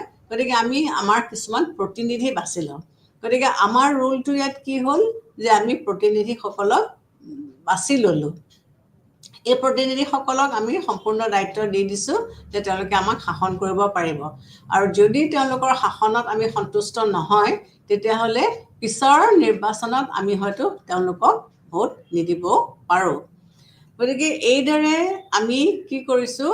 আজি বৰ্তমান যুগত আমি গণতন্ত্ৰক আগবঢ়াই নিছোঁ। ভাৰতবৰ্ষত আমি সকলোৱে জানো যে আমাৰ ইয়াত বহু পাৰ্টি দল আছে, মাল্টি পাৰ্টি ছিষ্টেম আছে, বহুদলীয় শাসন ব্যৱস্থা আছে। যেতিয়া নিৰ্বাচন হয় তেতিয়া কি হয়? প্ৰত্যেকটা দলে তেওঁলোকে নিজৰ নিজৰ প্ৰতিদ্বন্দ্বীসকলক বা প্ৰাৰ্থীসকলক তেওঁলোকে থিয় কৰায়, আৰু প্ৰত্যেকটা প্ৰাৰ্থীৰে কি হৈছে? একোজনকৈ নেতা থাকে, আৰু সেই নেতাজনকে তেওঁলোকে তেওঁলোকৰ প্ৰাইম মিনিষ্টাৰিয়েল কেণ্ডিডেট হিচাপে তেওঁলোকে ৰেডি কৰায়। গতিকে যেতিয়া নিৰ্বাচন হৈ যায়, আমি প্ৰত্যক্ষভাৱে ভোট দিলোঁ, দি পেলাই সেই লিডাৰসকলৰ পৰা যিসকল জিকি পেলাই তাৰ ভিতৰত যিটো দলে সংখ্যাগৰিষ্ঠতা লাভ কৰিছে সেই দলটোৰ নেতাজনকে আমি চৰকাৰ গঠন কৰিবলৈ আহ্বান কৰোঁ, আৰু এইদৰে আমাৰ সংসদীয় শাসন ব্যৱস্থা ইমপ্লিমেণ্ট কৰা হৈছে। এতিয়া এই যিটো গণতান্ত্ৰিক প্ৰক্ৰিয়াৰে বা পদ্ধতিৰে আমি নিৰ্বাচন কৰি আনিলোঁ, তেতিয়াহ'লে এই গণতন্ত্ৰটোত কি আমি দেখিবলৈ পাইছোঁ? যে জনসাধাৰণৰ ইয়াত অংশগ্ৰহণটো যদিও প্ৰশাসনত তেওঁলোকে ডাইৰেক্টলি ইনভলভ নহয়, কিন্তু এই যিটো প্ৰক্ৰিয়া, এই প্ৰক্ৰিয়াটোত আমি সম্পূৰ্ণৰূপে ডাইৰেক্টলি ইনভলভ হৈ আছোঁ। গতিকে এই যিটো মডাৰ্ণ ডেমক্ৰেচি, এই মডাৰ্ণ ডেমক্ৰেচিৰ কিছুমান মেৰিটছ আছে আৰু কিছুমান ডিমেৰিটছ আছে। এই গুণসমূহনো কি কি? ডাইৰেক্ট ডেমক্ৰেচিৰ গুণসমূহ আমি কি বুলি চাওঁ? আৰু এই গুণসমূহৰ ভিতৰত এটা হৈছে কি? যে জনসাধাৰণৰ ওপৰত দায়িত্ব থাকে বা দায়ী থাকে। তাৰমানে চৰকাৰটো যেতিয়া আমি নিৰ্বাচিত কৰি গঠন কৰি দিলোঁ, তাৰপিছত কিন্তু চৰকাৰে ময়মতালি কৰিব নোৱাৰে তেওঁলোক জনসাধাৰণৰ ওচৰত দায়বদ্ধ হৈ থাকিব লাগিব কাৰণ জনসাধাৰণে তেওঁলোকক নিৰ্বাচিত কৰি আনিছে আৰু তেওঁলোকে যদি ভালকৈ প্ৰশাসন নচলায় তেতিয়াহ'লে হয়তো পিছৰ নিৰ্বাচনত তেওঁলোকক হয়তো ভোট নিদিব পাৰে গতিকে অলথ্ৰত যি 5 বছৰৰ কাৰণে তেওঁলোকক নিৰ্বাচিত কৰি অনা হৈছে এইটো নুবুজায় যে তেওঁলোকে সম্পূৰ্ণ 5 বছৰৰ কাৰণে তেওঁলোক থাকিব তেওঁলোকক হয়তো আগতীয়াকৈও তেওঁলোকক গুচাই তেওঁলোকৰ যদি কাম কাজত জনসাধাৰণ সন্তুষ্ট নহয় তেওঁলোকক হয়তো গুচাব পৰাও যাব গতিকে চৰকাৰ গঠন কৰাৰ পিছত এওঁলোক জনসাধাৰণৰ ওচৰত দায়বদ্ধ হৈ তেওঁলোক থাকে এই শাসন ব্যৱস্থাই কি কৰে সাৰ্বভৌমত্বক কাৰ্যকৰী বা বাস্তৱত ৰূপ দিবৰ কাৰণে তেওঁলোকে চেষ্টা কৰে ইয়াত জনসাধাৰণেই হ'ল সৰ্বোচ্চ ক্ষমতা আল্টিমেট চ'ৰ্চ অফ পাৱাৰ হৈছে জনসাধাৰণ গতিকে জনসাধাৰণে ইচ্ছা কৰিলে জনসাধাৰণৰ মতবিৰোধী কাম নকৰিলে চৰকাৰটো বৰ্তি থাকিব পাৰিব তৃতীয়তে ইয়াত আইনৰ অনুশাসনৰ প্ৰতিষ্ঠা কৰা হয় ইয়াত সকলো মানুহে সমান আইনৰ দ্বাৰা বিচাৰ পাব কোনো মানুহক আমি আইনৰ পৰা বঞ্চিত কৰিব নোৱাৰোঁ বা আইনৰ পৰা বঞ্চিত নকৰোঁ সকলো মানুহক আইনে সমান দৃষ্টিৰে চাব কোনোবা ধনী কোনোবা দুখীয়া ক্লাছিফিকেশ্যন বা কাষ্ট ক্লাছিফিকেশ্যন এইবিলাক ক্ষেত্ৰত নাখাতে গণতন্ত্ৰ আইনৰ ওপৰত প্ৰতিষ্ঠিত আৰু আইনে সকলো মানুহকে সমান দৃষ্টিকোণৰ পৰা পৰীক্ষা কৰি চায় এনে শাসন ব্যৱস্থাৰ কি আছে স্থায়ীত্ব আছে স্থায়ীত্ব কিয় আছে কাৰণ জনসাধাৰণেতো বাছি লৈছিলে এওঁলোকক যেহেতু জনসাধাৰণে বাছি লৈছে গতিকে এওঁলোকক পটককৈ ভাঙি দিয়াৰ কথা এটা নাহে বা পটককৈ গুচাই দিয়াৰ কথা এটা নাহে গতিকে এনে ধৰণৰ চৰকাৰটো স্থায়ীত্ব থাকে ভাৰতবৰ্ষৰ নিচিনা এখন দেশ য'ত আমাৰ ইমান টকা নাই আৰু এটা নিৰ্বাচনত বহুত টকা খৰচ হয় গতিকে এবাৰ নিৰ্বাচন হোৱাৰ পিছত যদি এবছৰ 1.5 বছৰৰ পিছতে আকৌ চৰকাৰ ভাঙি দি পেলাই আকৌ নতুনকৈ নিৰ্বাচন পতা হয় তেতিয়াহ'লে গোটেই মানুহৰ মাৰটো জনসাধাৰণৰ মূৰৰ ওপৰত পৰিব তেতিয়া কি হ'ব এটা ইকনমিক ক্ৰাইচিছ আহিব এইটো যাতে নহয় তাৰ বাবে লক্ষ্য দিয়া হয় বা চকু দিয়া হয় আৰু যেহেতু জনসাধাৰণে নিজৰ মনৰ মতন প্ৰতিনিধিসকলক বাছি লয় গতিকে ইয়াক পটককৈ ভাঙি দিয়া বা পটককৈ গুচাই দিয়াৰ কথাও নুঠে চ' ইয়াত স্থায়ীত্ব থকা আমি দেখিবলৈ পাওঁ এনেধৰণৰ চৰকাৰ স্বেচ্ছাচাৰী হোৱাৰ আশংকা কম স্বেচ্ছাচাৰী হোৱাৰ আশংকা এইকাৰণে কম যে শাসন ব্যৱস্থা জনমতৰ দ্বাৰা পৰিচালিত হয় কাৰণ জনমতক যদি বিচৰা বস্তুটো নিদিয়ে বা তেওঁলোকৰ ওপৰত যদি এটা স্বেচ্ছাচাৰী শাসন চলায় তেতিয়াহ'লে কি হ'ব আল্টিমেটলি ই সমস্যাৰ সৃষ্টি কৰিব কাৰণ জনসাধাৰণে নিজে বাছি লোৱা প্ৰতিনিধিসকলক তেওঁলোকে এটা গণতান্ত্ৰিক প্ৰক্ৰিয়াৰ মাজত তেওঁলোকক প্ৰশাসন চলাই নিব বুলি তেওঁলোকে ভাবে গতিকে ইয়াত যদি তেওঁলোকে স্বেচ্ছাচাৰী ৰূপ এটা ধাৰণ কৰে তেতিয়াহ'লে হয়তো পিছৰ নিৰ্বাচনত তেওঁলোকে ভোট নাপাবও পাৰে ইয়াত সকলো লোকে যিটো শাসন প্ৰক্ৰিয়া ইয়াত এই শাসন প্ৰক্ৰিয়াত সকলো লোকে সমানে অংশগ্ৰহণ কৰিবলৈ সুবিধা পায় তাৰোপৰি ইয়াত সকলোৰে স্বাৰ্থ প্ৰতি চকু দিয়া হয় সকলো মানুহ ধনী দুখীয়া নিৰ্বিশেষে সকলো মানুহৰ ভোটাধিকাৰ আছে গতিকে সকলো মানুহে যেহেতু ভোট দিয়ে তেতিয়াহ'লে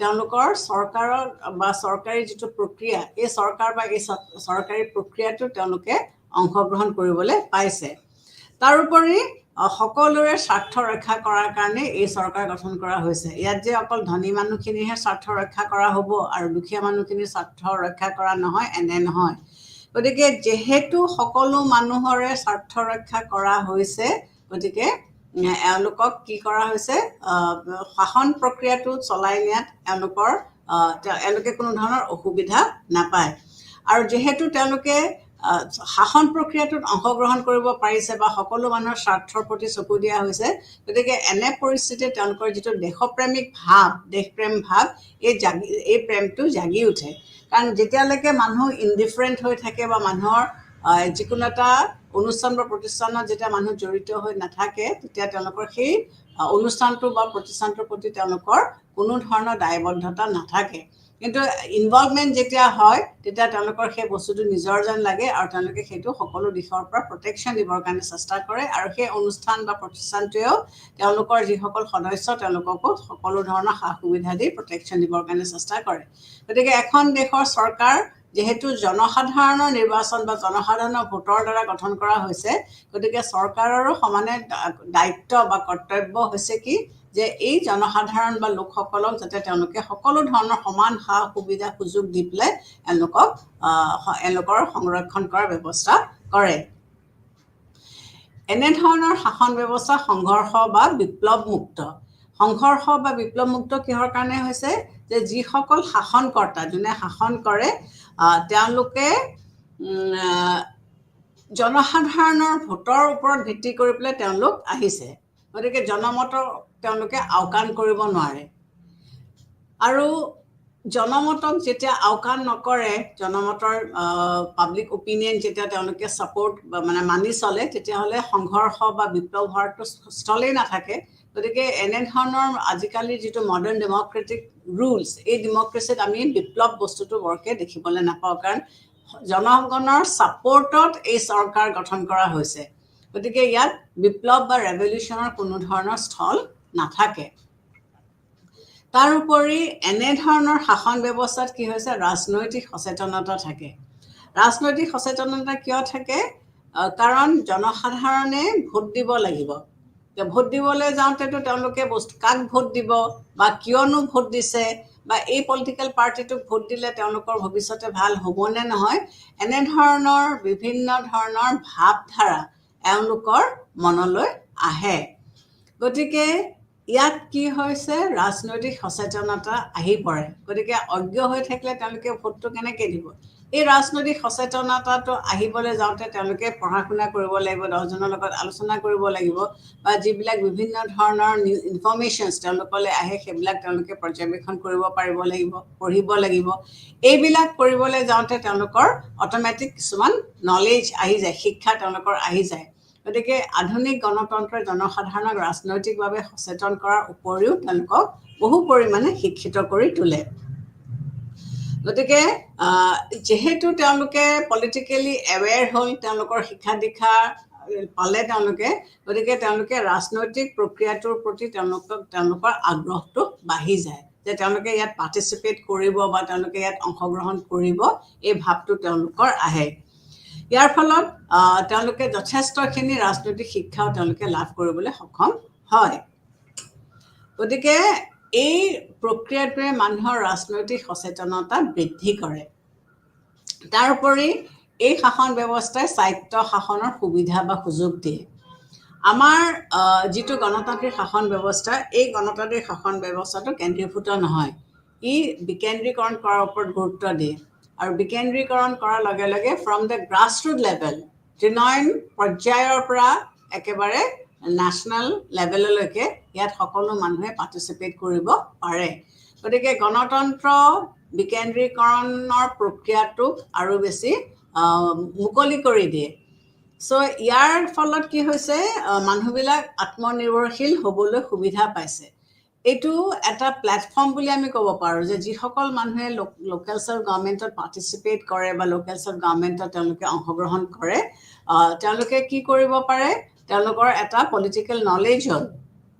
আইডিয়া হ'ল গতিকে সেইটো লেভেলৰ পৰা তেওঁলোকে যেতিয়া ৰিজনেল লেভেলতে হওক বা নেশ্যনেল লেভেলতে হওক তেওঁলোকে যেতিয়া অংশগ্ৰহণ কৰে তেতিয়া তেওঁলোকৰ অভিজ্ঞতা তেওঁলোকৰ আইডিয়াটো আগতে হৈ যায় গতিকে লোকেল চেল্ফ গভৰ্ণমেণ্টৰ ইয়াত লোকেল চেল্ফ গভৰ্ণমেণ্ট এটা প্লেটফৰ্ম হিচাপে তেওঁলোকে ব্যৱহাৰ কৰিব পাৰে গণতান্ত্ৰিক চৰকাৰে সাধাৰণতে কি বিচাৰে বা কি কৰিবলৈ বিচাৰে সৰ্বসাধাৰণৰ কল্যাণ কৰিব তেওঁলোকে বিচাৰে গতিকে ৰাজনৈতিক ক্ষেত্ৰত তেওঁলোকে কোনো ধৰণৰ বৈষম্যৰ আচৰণ নিবিচাৰে বা নকৰে গতিকে আমি যেতিয়া চাওঁ আমাৰ যিবিলাক ভোটাধিকাৰ আছে এই ভোটাধিকাৰৰ ক্ষেত্ৰত আমি কি দেখিছোঁ যে চৰকাৰে কোনো মানুহৰ মাজত মহিলা হওক পুৰুষ হওক বা কাৰো মাজত কোনো ধৰণৰ তাৰতম্য বা পাৰ্থক্য তেওঁলোকে নাৰাখে সকলো মানুহকে তেওঁলোকে কি কৰিবলৈ দিছে সমানভাৱে সুযোগ আৰু সুবিধা দিছে যে ৰাজনৈতিক যিটো প্ৰক্ৰিয়া এই ৰাজনৈতিক প্ৰক্ৰিয়াটোত সকলোৱে সমানে অংশগ্ৰহণ ইয়াত কৰিব পাৰে এই শাসন ব্যৱস্থা কি হৈছে ন্যায় ভিত্তিক শাসন ব্যৱস্থা এষ্টাব্লিছ কৰা হৈছে গতিকে ইয়াত চৰকাৰে ন্যায় আৰু সমতা প্ৰতিষ্ঠা কৰিবৰ কাৰণে চেষ্টা কৰিছে আমাৰ যিটো জুডিচিয়েল সিস্টেম আছে এই জুডিচিয়েল সিস্টেমটো তেওঁলোকে কি কৰিছে যিটো আমাৰ গণতান্ত্ৰিক শাসন ব্যৱস্থা এই গণতান্ত্ৰিক শাসন ব্যৱস্থাটো তেওঁলোকে ইয়াত কোনো ধৰণৰ তাৰতম্য বা কোনো ধৰণৰ পাৱাৰ হেৰি ক্ষেত্ৰত তেওঁলোকে কোনো ধৰণৰ পাৱাৰ প্ৰয়োগ কৰা নাই এইটো এটা নিৰপেক্ষ শাসন ব্যৱস্থা তেওঁলোকে এষ্টাব্লিছ কৰিছে নিৰপেক্ষ জুডিচিয়েল সিস্টেম এষ্টাব্লিছ কৰিছে ন্যায়পালিকা এষ্টাব্লিছ কৰিছে আৰু ইয়াত চৰকাৰে সকলো লোকে যাতে সমানে ন্যায় পায় আৰু সকলো মানুহক যাতে সমান বুলি প্ৰতিষ্ঠিত কৰা হয় সেইটোৰ ওপৰত তেওঁলোকে গুৰুত্ব দিছে গতিকে বেসিক্যালি গণতন্ত্ৰই কি বিচাৰিছে যে সকলো মানুহে ন্যায় পাব লাগে সকলো মানুহে আইনৰ সুবিধা পাব লাগে কোনো মানুহ আইনৰ উদ্ধত নহয় আইন সকলোৰে কাৰণে সমান আৰু এই ধৰণৰ শাসন ব্যৱস্থাই জনসাধাৰণৰ মাজত ৰাজনৈতিক সচেতনতাৰ সৃষ্টি কৰে এনে ধৰণৰ শাসন ব্যৱস্থাই জনসাধাৰণৰ আত্মবিকাশৰ কাৰণে সুবিধা দিয়ে ইয়াত মানুহে সুন্দৰ আৰু সমৃদ্ধি জীৱন যাপন কৰিব পাৰে কিহৰ কাৰণে পাৰে কাৰণ মানুহ প্ৰথম কথা হ'ল পলিটিক্যাল এৱেৰনেছ তেওঁলোকৰ আহিল তেওঁলোকে সকলো বিষয়ে তেওঁলোকৰ এটা জ্ঞান হ'ল তেওঁলোকে যেহেতু ৰাজনীতিত অংশগ্ৰহণ কৰিছে নিৰ্বাচনত তেওঁলোকে অংশগ্ৰহণ কৰিছে নিৰ্বাচনত যেতিয়া অংশগ্ৰহণ কৰিবলৈ আহে তেতিয়া তেওঁলোকে আচলতে গোটেই কথাখিনি আগতীয়াকৈ তেওঁলোকে ভাবি লয় সো এই কথাখিনি তেওঁলোকে জনাৰ কাৰণে তেওঁলোকে নিজৰ বিকাশটো কেনেকৈ কৰিব পাৰি বা নিজৰ বিকাশ কি ধৰণেৰে হ'ব এই বিষয়েও তেওঁলোকে এটা আইডিয়া কৰি ল'ব পাৰে গণতন্ত্ৰত ৰাষ্ট্ৰই প্ৰদান কৰা সকলো ধৰণৰ সা সুবিধা সকলো জনসাধাৰণে ভোগ কৰিব পাৰে ইয়াত মিনিষ্টাৰ সেইকাৰণে বিশেষ সুবিধা পাব ইয়াত এওঁলোক মিনিষ্টাৰ বা তলৰ খাপৰ মানুহ বা এওঁলোক নিম্ন শ্ৰেণীৰ লোক বা এওঁলোকৰ ইকনমিক অৱস্থা ইমান ভাল নহয় তেনেকুৱা ধৰণৰ বিবেচনা ইয়াত কৰা নাযায় ইয়াত সকলো মানুহে সমান ধৰণে সকলো সুবিধা পায় ইৰেস্পেক্টিভ অফ হিজ ছ'চিয়েল ষ্টেটাছ তাৰ সামাজিক ষ্টেটাছ কি সেইটো কোনো প্ৰয়োজন নাই সকলো মানুহকে চৰকাৰে যিখিনি সুবিধা দিছে সেই সুবিধাখিনি কিন্তু সকলো মানুহে সমানভাৱে সুবিধা পাব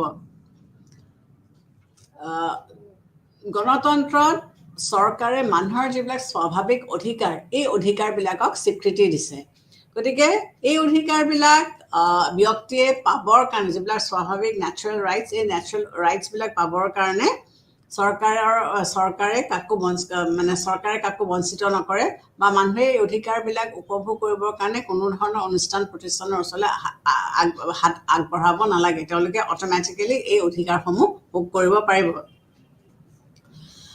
এই ব্যৱস্থাত প্ৰত্যেকজন ব্যক্তিয়ে নিজৰ ভাল বা বেয়া সেইটো নিৰ্ধাৰণ কৰিবলৈ সুযোগ পায় যে তেওঁৰ কাৰণে কিটো ভাল বা তেওঁৰ কাৰণে কিটো বেয়া বা তেওঁক কি লাগে বা কি নালাগে এইখিনি বিবেচনা কৰিবৰ কাৰণে তেওঁ সুযোগ বা সুবিধাটো পায় ইয়াত ৰাষ্ট্ৰই প্ৰত্যেকৰে ইচ্ছা বিবেচনা কৰে গতিকে ৰাষ্ট্ৰৰ মূল কৰ্তব্য বা মূল কথাটো হৈছে কি যে প্ৰত্যেকজন ব্যক্তি কোনো ব্যক্তিয়ে যাতে বঞ্চিত নহয় বা কোনো ব্যক্তিয়ে যাতে বাদ পৰি নাযায় সেইটো ৰাষ্ট্ৰই সদায় বিবেচনা কৰি চায় গণতন্ত্ৰই সমতা প্ৰতিষ্ঠা কৰিবৰ কাৰণে চেষ্টা কৰে আৰু সমতাই হ'লগে গণতন্ত্ৰৰ মূল ভেটি আমি যদি ভাৰতীয় শাসন ব্যৱস্থা বা আমাৰ যিটো সামাজিক ব্যৱস্থা ভাৰতীয় সামাজিক ব্যৱস্থা তোৰ প্ৰতি আমি চাওঁ বা চকু দিওঁ তেতিয়া আমি কি দেখিম যে অতীজৰে পৰা আমাৰ সমাজত বহুতবিলাক ডিফাৰেন্সেছ আছিলে ক্লাছ ডিফাৰেন্সৰ বাহিৰেও আমাৰ ইয়াত কিছুমান জাতি প্ৰথা আছিলে বা জাতিগত ডিফাৰেন্সেছ আছিলে কাষ্ট চিষ্টেম আছিলে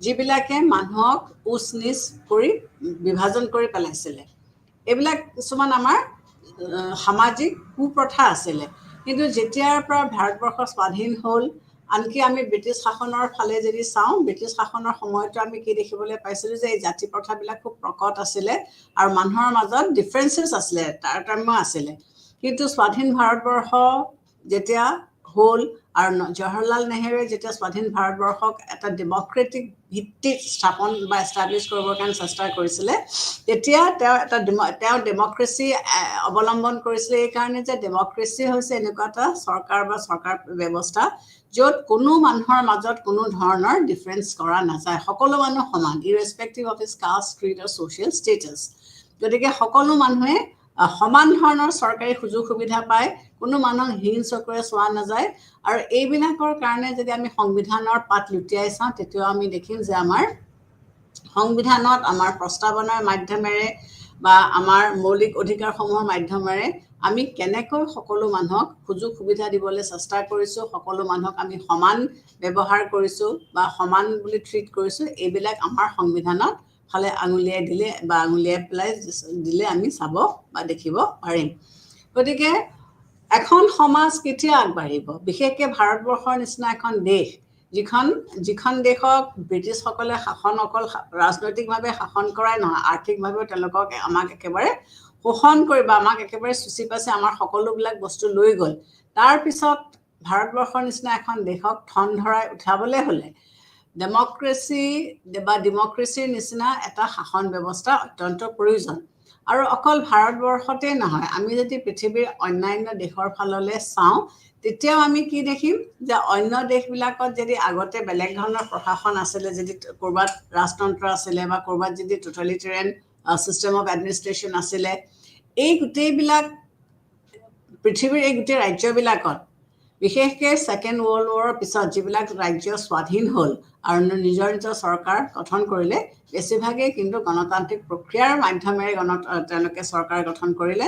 আৰু তেওঁলোকে যিবিলাক গণতান্ত্ৰিক প্ৰিন্সিপালছ, যিবিলাক নীতি, সেই প্ৰিন্সিপালছবিলাক বা নীতিসমূহে তেওঁলোকে অৱলম্বন কৰিছে। কাৰণ দেখা গৈছে যে যিবিলাক দেশত গণতন্ত্ৰ বা গণতান্ত্ৰিক চৰকাৰ আছে বা গণতান্ত্ৰিক পদ্ধতিত চৰকাৰ এষ্টাব্লিছ কৰিছে, সেই দেশবিলাকে সকলো মানুহৰ মাজত একতা সৃষ্টি কৰিব পাৰিছে, সমতা সৃষ্টি কৰিব পাৰিছে, আইনগতভাৱে তেওঁলোকক সকলো ধৰণৰ সুযোগ সুবিধা দিব পাৰিছে। এনেকৈ এইখিনিয়ে হ'লগৈ বৰ্তমানৰ যিটো মডাৰ্ণ ডেমক্ৰেচি, এই মডাৰ্ণ ডেমক্ৰেচিৰ মেৰিটছ বা ভাল পইণ্টছ। কিন্তু সকলো বস্তুৰ এটা ভাল ছাইড বা এটা বেয়া ছাইড আছে। আমাৰ যিসকল সমালোচক এওঁলোকে কিন্তু মডাৰ্ণ ডেমক্ৰেচিৰ কিছুমান দোষো তেওঁলোকে আমাক আঙুলিয়াই দিছে যে গুণ আছে ঠিকেই, কিন্তু লগতে তাৰ কিছুমান দোষো আছে। এতিয়া আমি চাওঁ এই দোষসমূহনো কেনেকুৱা ধৰণৰ বা কি কি দোষ, বা এই দোষসমূহেনো গুণসমূহক অভাৰকাম কৰিছেনে আউটকাম কৰিছেনে, সেইটো আমি চাওঁ। প্ৰথমতে যিটো দোষ তেওঁলোকে আঙুলিয়াই দিছে, সেইটো দোষ একেবাৰে নাই বুলিও আমি ক'ব নোৱাৰোঁ। গণতন্ত্ৰত তেওঁলোকে কি বুলি কৈছে যে আমি ভাৰতৰ উদাহৰণ দিওঁ। ভাৰতবৰ্ষত আমাৰ ইমান এটা বৃহৎ পপুলেশ্যন আছে। এই বৃহৎ পপুলেশ্যনটো সকলোবিলাক সমানে শিক্ষিত নে? আমাৰ সমাজত এতিয়াও যদিও চৰকাৰে এডুকেশ্যন নতুন নতুন নীতি পলিচি উলিয়াইছে, সকলোকে সমানে শিক্ষিত কৰিবৰ কাৰণে চেষ্টা কৰিছে, এতিয়াও আমাৰ সমাজত এনেকুৱা কিছুমান লোক আছে, এনেকুৱা কিছুমান ব্যক্তি আছে যাৰ শিক্ষা দীক্ষা নাই, তেওঁলোক অশিক্ষিত হোৱাৰ লগে লগে তেওঁলোক কি হৈ পৰিছে? তেওঁলোক অজ্ঞ হৈ পৰিছে আৰু তেওঁলোক অক্ষম হৈ পৰিছে। গতিকে এনে ব্যক্তিসকলে, যিসকল অশিক্ষিত, যিসকল অজ্ঞ, যিসকল অক্ষম, এনে ব্যক্তিসকলৰ পলিটিকেল লিডাৰ্ছসকল বা নেতাসকলক বাছি উলিওৱাৰ কেপাচিটিটো তেওঁলোকৰ আছেনে? এই ভাৱটো এই লিখকসকলে বা সমালোচকসকলে প্ৰকাশ কৰিছে। তেওঁলোকে এই বুলি কৈছে যে অশিক্ষিত বা যিসকল অশিক্ষিত জনসাধাৰণ বা যিসকল অজ্ঞ, এওঁলোকে কেতিয়াও এটা সঠিক সিদ্ধান্তলৈ তেওঁলোকে আহিব নোৱাৰে বা তেওঁলোকে এটা সিদ্ধান্ত তেওঁলোকে ল'ব নোৱাৰে। সেইকাৰণে পলিটিকেল যিটো ষ্টেবিলিটি থাকিব লাগে, এওঁলোকৰ দ্বাৰা সেই অশিক্ষিত ব্যক্তিসকলে যেতিয়া নেতাসকলক বাছি ল'ব, এওঁলোকে নিশ্চয় কেতিয়াও ভাল নেতা বাছি ল'ব নোৱাৰে বুলি তেওঁলোকে ভাবিছে। গতিকে এই বিষয়ে কোৱা হৈছে যে democracy is a government by the poorest, the most ignorant, the most incapable, who are necessarily the most numerous. গতিকে তেওঁলোকে গণতন্ত্ৰক এটা ভাল দৃষ্টিকোণৰ পৰা তেওঁলোকে চোৱা নাই। তাৰ উপৰি তেওঁলোকে কৈছে যে গণতন্ত্ৰত ব্যক্তিসকলৰ যোগ্যতাৰ ওপৰত বেছি গুৰুত্ব নিদিয়ে, তেওঁলোকে সংখ্যাৰ ওপৰতহে গুৰুত্ব দিয়ে। সেইকাৰণে এই সংখ্যা ব্যৱস্থাৰ বহুত সময়ত অকৃতকাৰ্য হোৱা দেখা যায়। যে আমি গণতন্ত্ৰত এটা চৰকাৰ গঠন কৰিবলৈ এটা ৰাজনৈতিক দলত আনুমানিক ইমানখিনি সংখ্যক মানুহে ভোট পাব লাগিব, পলিটিকেল লিডাৰ্ছে ভোট পাব লাগিব, তেতিয়াহে তেওঁলোকে চৰকাৰ গঠন কৰিব পাৰিব। এতিয়া তেওঁলোকক যে ভোট দিলে, এই ভোট দিয়া যিসকলে ভোট পাই পেলাই পলিটিচিয়ানছ জিকি গ'ল, তেওঁলোকৰ বাৰু সকলোখিনি কোৱালিফিকেশ্যনছ বা তেওঁলোকৰ গোটেইখিনি থাকিবলগীয়া প্ৰাপ্য বস্তু আছেনে নাই? গতিকে নাথাকিব পাৰে। গতিকে ইয়াত আমি যদি মুষ্টিমেয় কেইজনমান ব্যক্তিকো লৈ পেলাই আমি চৰকাৰটো গঠন কৰোঁ, কিন্তু যদি এই ব্যক্তিসকল শিক্ষিত হয়, তেওঁলোকৰ গোটেইবিলাক ৰাজনৈতিক ব্যৱস্থা তেওঁলোকৰ আছে বা গোটেইবিলাক বস্তু তেওঁলোকে জানে, তেতিয়াহ'লে হয়তো এটা ভাল চৰকাৰ তেওঁলোকে গঠন কৰিব পাৰিব। কিন্তু যিহেতু ব্যক্তিসকলৰ যোগ্যতাৰ ওপৰত বেছি গুৰুত্ব নিদি পেলাই আমি সংখ্যাটোৰ ওপৰত বেছি গুৰুত্ব দিছোঁ, গতিকে তেতিয়া কি হ'ব যে ভাল ধৰণৰ ব্যক্তিসকল নাহিব হয়তো পাৰে, আৰু যাৰ ফলত এটা ভাল চৰকাৰ গঠন কৰিব আমি হয়তো নোৱাৰিব পাৰোঁ। এনেধৰণৰ শাসন ব্যৱস্থাত কি হয়, যিকোনো এটা সিদ্ধান্ত খুব তীব্ৰ গতিত বা সোনকালে ল'ব পৰা নাযায়। ই আলোচনাৰ মাধ্যমেৰেহে ইয়ালৈ সিদ্ধান্ত এটালৈ আহিব পৰা যায়। গতিকে আমি যদি কিবা এটা পলিচি খুব দ্ৰুতগতিত ইমপ্লিমেণ্ট কৰিবলৈ বিচাৰোঁ, তেতিয়াহ'লে আমি নোৱাৰোঁ, কিয়নো এইটো লেহেম গতিত চলে। সকলোৰে মতামত ল'ব লাগিব, সকলোৱে মতামত দিব লাগিব। গতিকে সকলোৰে মতামত লৈ পেলাই সকলো মানুহৰ লগত সোধা পোছা কৰি পেলাই সকলো কাম সম্পূৰ্ণ সোনকালে কৰিব পৰা নাযায়। গতিকে যেতিয়া এটা জৰুৰীকালীন পৰিস্থিতিৰ সৃষ্টি হয়, তেতিয়া এটা সোনকালে সিদ্ধান্ত ল'ব পৰা নাযায়। এনে শাসন ব্যৱস্থা ব্যয়বহুল বুলিও কোৱা হয়। কিহৰ কাৰণে কোৱা হয়? ইয়াত নিৰ্বাচনত প্ৰচুৰ পৰিমাণে খৰচ কৰা হয়। গতিকে ইমান পইচা খৰচ কৰাৰ পিছত কি হয়, ভাৰতবৰ্ষৰ নিচিনা এখন দুখীয়া দেশৰ ওপৰত আৰ্থিক যিটো পৰিস্থিতি বা আৰ্থিক যিটো পৰিৱেশ, সেই আৰ্থিক পৰিৱেশৰ ওপৰত যথেষ্ট প্ৰভাৱ পৰে। গতিকে এই মডাৰ্ণ ডেমক্ৰেচিত কি হয় যে টকাৰ খৰচটো অলপ বেছি হয়। এই শাসন ব্যৱস্থাত সঘনে নীতিবিলাক সাল সলনি কৰি থকা হয়, কিয়নো তেওঁলোকে যিসকলে শাসন ভাৰৰ কাৰ্য চলায় তেওঁলোকে জনসাধাৰণক সন্তুষ্ট কৰি ৰাখিব লাগিব, কাৰণ জনসাধাৰণৰ ভোটৰ ওপৰত তেওঁলোক এই ক্ষমতালৈ আহিছে। গতিকে তেওঁলোকে যদি দেখিছে যে কিবা এটা তেওঁলোকৰ নীতিয়ে জনসাধাৰণক অসন্তুষ্ট কৰিছে, তেতিয়াহ'লে তেওঁলোকে পটককেৰে সেই নীতিটো বদলাই দিবৰ কাৰণে চেষ্টা কৰে। গতিকে সঘনাই যেতিয়া নীতিবিলাক সাল সলনি হৈ থাকে বা সঘনাই নতুন নতুন নিয়ম কানুন কিছুমান ইমপ্লিমেণ্ট কৰি থকা হয়, তেতিয়াহ'লে কি হয়, চৰকাৰৰ অসুবিধা হয় বা চৰকাৰ চলাবলৈ অসুবিধা হয়, বা জনসাধাৰণে যিখিনি পাব লাগে, যিখিনি বস্তু তেওঁলোকে পাব লাগে, সেইখিনি বস্তু তেওঁলোকে নাপায়। এনে শাসন ব্যৱস্থাত যিসকল সমালোচক, এই সমালোচকসকলে ক'ব বিচাৰিছে যে এনে শাসন ব্যৱস্থা স্থায়ীত্ব নাথাকে। কিহৰ কাৰণে স্থায়ীত্ব নাথাকে? জনমতৰ পৰিৱৰ্তন হোৱাৰ লগে লগে চৰকাৰৰো পৰিৱৰ্তন ঘটে। গতিকে চৰকাৰটো কেতিয়া থাকে, যেতিয়ালৈকে জনসাধাৰণে ইয়াক ছাপোৰ্ট কৰি থাকিব। কিন্তু পাব্লিক অপিনিয়ন ফিকল মাইণ্ডেড, পাব্লিকবিলাক অপিনিয়নবিলাক, মতামতবিলাক সোনকালে সাল সলনি হয়। আজি যদি মানুহে কিবা এটা বস্তু চৰকাৰৰ পৰা বিচাৰিছে আৰু সেই বস্তুটো তেওঁলোকে পোৱা নাই, তেতিয়াহ'লে হয়তো পিছৰ নিৰ্বাচনত তেওঁলোকক ভোট নিদিবও পাৰে। গতিকে ইয়াৰ স্থায়ীত্ব নাথাকে, যে তেওঁলোকে ভাল কাম কৰিলেও জনসাধাৰণ সেইটোত সন্তুষ্ট হৈছে নে নাই তাৰ কোনো গেৰাণ্টি নাই। গণতন্ত্ৰত যিসকল সংখ্যাগৰিষ্ঠতা আছে, তেওঁলোকে সেই সংখ্যাগৰিষ্ঠতাৰ স্বেচ্ছাচাৰী শাসনত প্ৰতিষ্ঠিত কৰিব পৰা যায়। গতিকে ইয়াত কি হয়, সংখ্যালঘুৰ স্বাৰ্থৰ প্ৰতি চকু নিদিবও পাৰে, কাৰণ মেজৰিটি ৰুল। গতিকে মেজৰিটিয়ে যিটো বিচাৰিছে সেইটোৱে হ'ব। গতিকে ইয়াত যিসকল সংখ্যাগৰিষ্ঠতা আছে, যিসকল মাইনৰিটিজ আছে, এই মাইনৰিটিজসকলৰ যিবিলাক বস্তু বা তেওঁলোকক যিবিলাক বস্তু তেওঁলোকে বিচাৰিছে বা যিবিলাক বস্তু তেওঁলোকক লাগে, সেইবিলাক হয়তো তেওঁলোকে নাপাবও পাৰে।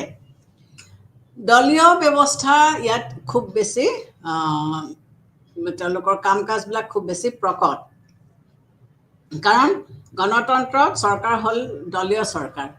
গতিকে দলবিলাকে ইয়াত এই চৰকাৰ গঠন কৰাত তেওঁলোকে এটা খুব গুৰুত্বপূৰ্ণ ভূমিকা লয়। গতিকে তেওঁলোকে বিভিন্ন ধৰণেৰে দলীয় যিবিলাক তেওঁলোকৰ পলিচিছ, দলৰ যিবিলাক আইডিঅলজিছ, এইবিলাক জনসাধাৰণৰ আগত দাঙি ধৰি পেলাই বিভিন্ন সময়ত তেওঁলোকক জনসাধাৰণক বিভ্ৰান্ত কৰিবৰ কাৰণে চেষ্টা কৰে, বা কেতিয়াবা আমি দেখিবলৈ পাইছোঁ যে বিভ্ৰান্ত কৰি সাফল্যও হৈছে। গণতান্ত্ৰিক শাসন ব্যৱস্থাক দুৰ্বল বুলিও কোৱা হয়। দুৰ্বল বুলি কিহৰ কাৰণে কোৱা হয়? যে ইয়াত যিকোনো এটা সিদ্ধান্ত বলবৎ কৰোঁতে বহুত পলম হয়। তেওঁলোকে প্ৰথম কথা সিদ্ধান্তটো পটককৈ ল'ব নোৱাৰে, কাৰণ চবৰে লগতে আলোচনা কৰিব লাগিব, চবৰে একমত হ'ব লাগিব। একমত হোৱাৰ পিছতহে তেওঁলোকে যিকোনো এটা সিদ্ধান্ত ইমপ্লিমেণ্ট কৰিব পাৰিব। গতিকে এনে সুনেতৃত্ব হয়তো ইয়াৰ ক্ষেত্ৰত দিব পৰা নাযায়। গতিকে যেতিয়া চৰকাৰৰ সুনেতৃত্ব দিব নোৱাৰে বা চৰকাৰে ভালকৈ কাম কৰিব নোৱাৰে, তেতিয়াহ'লে সেই চৰকাৰ পিছৰ নিৰ্বাচনত হয়তো আকৌ জয়যুক্ত নহ'ব পাৰে। এনে শাসন ব্যৱস্থাত নৈতিকতাৰ স্খলন ঘটে। নৈতিকতাৰ কিহৰ কাৰণে স্খলন ঘটে? সাধাৰণ মানুহক প্ৰলোভন দিয়াই পেলাই তেওঁলোকৰ পৰা ভোটটো ল'ব পাৰে। আমাৰ যিসকল ৰাজনৈতিক নেতা, এই ৰাজনৈতিক নেতাসকলে কি কৰিব পাৰে? তেওঁলোকক ভোট লাগে। গতিকে ভোটটো তেওঁলোকে জনসাধাৰণৰ পৰা কেনেকৈ পাব? তেওঁলোকে বিভিন্ন ধৰণৰ প্ৰলোভন দিয়ে, আৰু এই প্ৰলোভনবিলাকৰ ভিত্তিত তেওঁলোকে জনসাধাৰণৰ পৰা ভোটটো লয়। কিন্তু সেইখিনি প্ৰক্ৰিয়া বা সেই কামটো কৰিবলৈ যাওঁতে যিটো নৈতিক পদ্ধতিৰে যাব লাগিছিল, সেই নৈতিক পদ্ধতিটো হয়তো তেওঁলোকে অৱলম্বন নকৰিব পাৰে। গতিকে আল্টিমেটলি ইয়াত আমি কি দেখিবলৈ পাইছোঁ? যে নৈতিকতাৰ স্খলন দেখিবলৈ পাইছোঁ। ইয়াত আৰু এটা সমালোচকসকলে আৰু এটা বিষয়ৰ কথা কৈছে যে ইয়াত আমোলাসকলে গা কৰি উঠে। আমোলাসকলৰ প্ৰভাৱ ইয়াত বেছি আমি দেখিবলৈ পাওঁ। কিহৰ কাৰণে দেখিবলৈ পাওঁ? মই আগতেও তোমালোকক কৈছোঁ যে আমাৰ যিসকল আমোলা, এওঁলোক হৈছে পাৰ্মানেণ্ট কিন্তু নন পলিটিকেল এটা বডি। এই পাৰ্মানেণ্ট নন পলিটিকেল বডিটোৱে এটা বিশেষ টান পৰীক্ষা এটা দিয়াৰ পিছত তেওঁলোকে এই চাকৰিটো পায়, আৰু তেওঁলোক এটা দীৰ্ঘদিন কাল তেওঁলোক থাকে। গতিকে তেওঁলোকে গোটেই ৰীতি নীতি নিয়ম কানুনখিনি তেওঁলোকে জানে। গতিকে আমাৰ যিসকল মিনিষ্টাৰ্ছ আছে, এই মিনিষ্টাৰ্ছসকল কিছুদিনীয়া, তেওঁলোকক যদিও আমি 5 বছৰৰ কাৰণে নিৰ্বাচন জিকাই পেলাই আনিছোঁ, হয়তো 5 বছৰ কাল তেওঁলোকে নাথাকিবও পাৰে। গতিকে যিকেইটা বছৰ তেওঁলোকে কাম কৰে, তেওঁলোক সাধাৰণতে এই আমোলাসকলৰ ওপৰত নিৰ্ভৰশীল। গতিকে বেচিকেলি আমোলাসকলে যেনেকৈ চলাইছে তেনেকৈ প্ৰশাসন চলে। গতিকে ইয়াত আমোলাৰ প্ৰভাৱ আমি বেছি দেখিবলৈ পাইছোঁ। কিছু লেখকে আকৌ ক'ব বিচাৰিছে কি, যে এনে গণতন্ত্ৰত পুঁজিবাদে প্ৰয়াস পায়। কিহৰ কাৰণে? গণতন্ত্ৰত ৰাজনৈতিক ক্ষমতা আছে ঠিকেই, কিন্তু ইয়াত অৰ্থনৈতিক ক্ষেত্ৰত কিছু বৈষম্য আমি দেখিবলৈ পাওঁ। পলিটিকেল ইকুৱেলিটি মানুহক দিয়া হৈছে ঠিকেই, কিন্তু ইয়াত ইকনমিক ডিছপেৰিটি আমি দেখিবলৈ পাইছোঁ। গতিকে আল্টিমেটলি যেতিয়া ইকনমিক ডিছপেৰিটি থাকে, তেতিয়া কি হয়? যিসকল নিৰীহ জনতা, তেওঁলোক কেতিয়াবা শোষণৰ কবলত পৰিব লগা হয়। গতিকে পলিটিকেল, যদিও গণতন্ত্ৰই ৰাজনৈতিক, পলিটিকেল, সামাজিক আৰু ৰাজনৈতিক সমতাৰ সৃষ্টি কৰিবৰ কাৰণে বা এষ্টাব্লিছ কৰিবৰ কাৰণে চেষ্টা কৰিছে, বহুত ক্ষেত্ৰত বা বহুত সময়ত হয়তো সেইটো তেওঁলোক সাফল্য হোৱা নাই। গতিকে ইকনমিক ডিছপেৰিটিয়ে আল্টিমেটলি কি কৰিব? জনসাধাৰণৰ মাজত বৈষম্যৰ সৃষ্টি কৰিব। গণতন্ত্ৰত মানুহ প্ৰায়ে আৱেগৰ দ্বাৰা পৰিচালিত হোৱাও দেখা গৈছে। গণতন্ত্ৰত আমি কি দেখিবলৈ পাইছোঁ? যে জনসাধাৰণবিলাক খুব আৱেগিক হৈ পৰে। গতিকে এই আৱেগে চৰকাৰক কি কৰিব পাৰে? বিপথে পৰিচালনা কৰিব পাৰে। কাৰণ বহুত সময় চৰকাৰৰ হাত ভৰি বন্ধা। এইকাৰণে বন্ধা যে চৰকাৰটো কেনেকৈ গঠন হৈছে? জনসাধাৰণৰ ভোটৰ ওপৰত গঠন হৈছে। গতিকে এই ভোটটো কিহৰ ওপৰত নিৰ্ধাৰণ কৰা হৈছে? যে পাব্লিক অপিনিয়ন, পাব্লিকে কি কৈছে। ভোটৰ নিৰ্বাচনৰ আগত আমি কি দেখিবলৈ পাওঁ? যে জনসাধাৰণে বিভিন্ন কথা আলোচনা কৰে, বিবেচনা কৰে, জনমত এটা গঠন হয়, আৰু সেই জনমতৰ ওপৰত বা ভিত্তি কৰি তেওঁলোকে চৰকাৰটোক ভোট দিয়ে। গতিকে জনসাধাৰণৰ যিটো আৱেগিক মনোভাৱ, সেই আৱেগিক মনোভাৱটোৱে কিন্তু চৰকাৰক যথেষ্ট বিভ্ৰান্তিত পেলায়।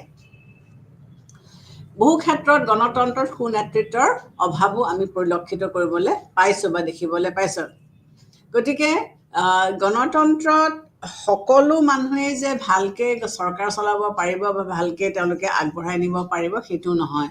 গতিকে এই ক্ষেত্ৰত আমি কি দেখিবলৈ পাইছোঁ? যে জনসাধাৰণৰ উন্নতিৰ কাৰণে যদিও গণতন্ত্ৰক আমি আজিকালি সকলো দেশে গণতন্ত্ৰক আঁকোৱালি লৈছে বা এতিয়া গণতন্ত্ৰ পদ্ধতিৰ মতে সকলো দেশৰ চৰকাৰ চলিছে, কিন্তু এই এছাম লোকে, পলিটিকেল থিংকাৰ্ছে গণতন্ত্ৰৰ এই কুফলখিনিও কিন্তু আমাৰ আগত দাঙি ধৰিছে।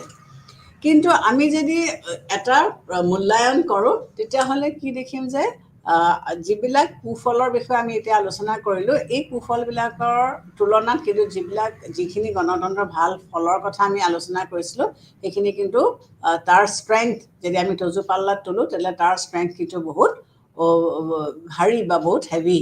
গতিকে গণতন্ত্ৰক আঁকোৱালি ল'বলৈ বা গণতন্ত্ৰক আমি আজিৰ বৰ্তমান যুগত সকলো দেশে, বিশেষকৈ ভাৰতবৰ্ষৰ নিচিনা এখন দেশে ডেমক্ৰেচিক আঁকোৱালি এইকাৰণেই লৈছে যে ই বেচিকেলি আইনৰ শাসনৰ ওপৰত প্ৰতিষ্ঠা, আৰু দ্বিতীয়তে সকলো মানুহকে সি সমানভাৱে বা সমান দৃষ্টিপাতেৰে চায় আৰু সকলোকে সমান ধৰণে ৰাজনৈতিক, অৰ্থনৈতিক আৰু সামাজিক সমতা এষ্টাব্লিছ কৰিব বিচাৰিছে। গতিকে গণতন্ত্ৰৰ মূল ভেটিটো হ'লকে যে equality for all, political, social or economic, যিটোৱেই নহওক লাগিলে সকলো মানুহকে এওঁলোকে সমান সুযোগ আৰু সুবিধা দিব বিচাৰিছে।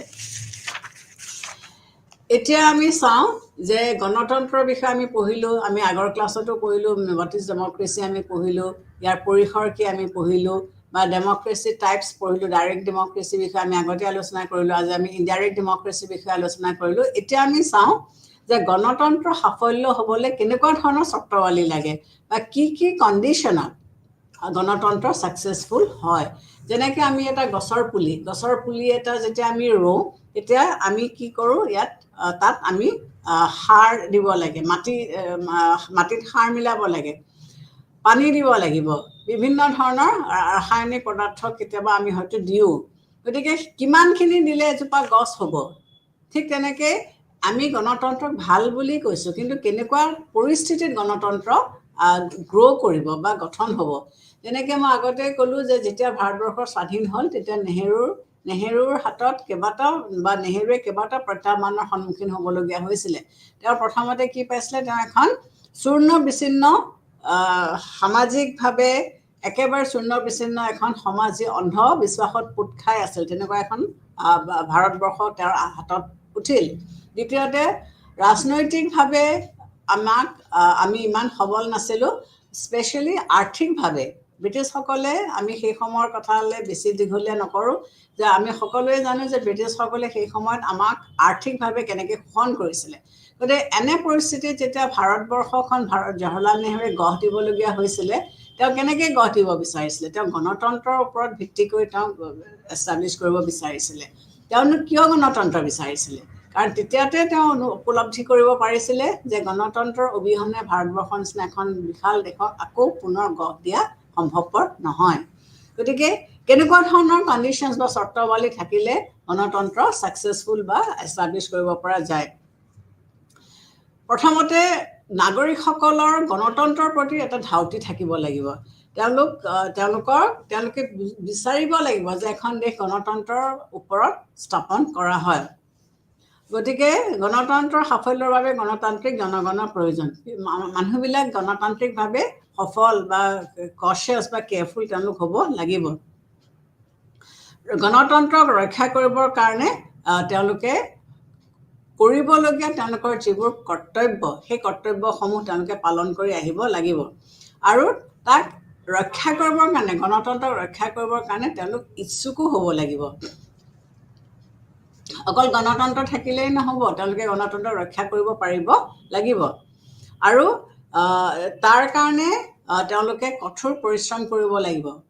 আমি এখন সমাজত আমি ধৰি লোৱা সমতা এষ্টাব্লিছ কৰিব বিচাৰিছোঁ, তেতিয়াহ'লে মুখেৰে খালি কেৱল আমি সকলো সমান বুলি কৈ থাকিলে নহ'ব, হাতে কামে আমি দেখুৱাব লাগিব যে আমি সকলোকে সমান বুলি আমি ভাবিছোঁ। বা ইকনমিক ইকুৱেলিটি যেতিয়া আমি এষ্টাব্লিছ কৰিব বিচাৰিছোঁ, চৰকাৰে যিখিনি ব্যৱস্থা লৈছে সেই ব্যৱস্থাখিনিক আমি যাতে বিচলিত চৰকাৰ হৈ নাযায় বা চৰকাৰে আমাক দিবলগীয়া প্ৰাপ্যখিনিৰ পৰা আমি বঞ্চিত হোৱা নাই, সেই গোটেই বস্তুখিনি আমি চাব লাগিব।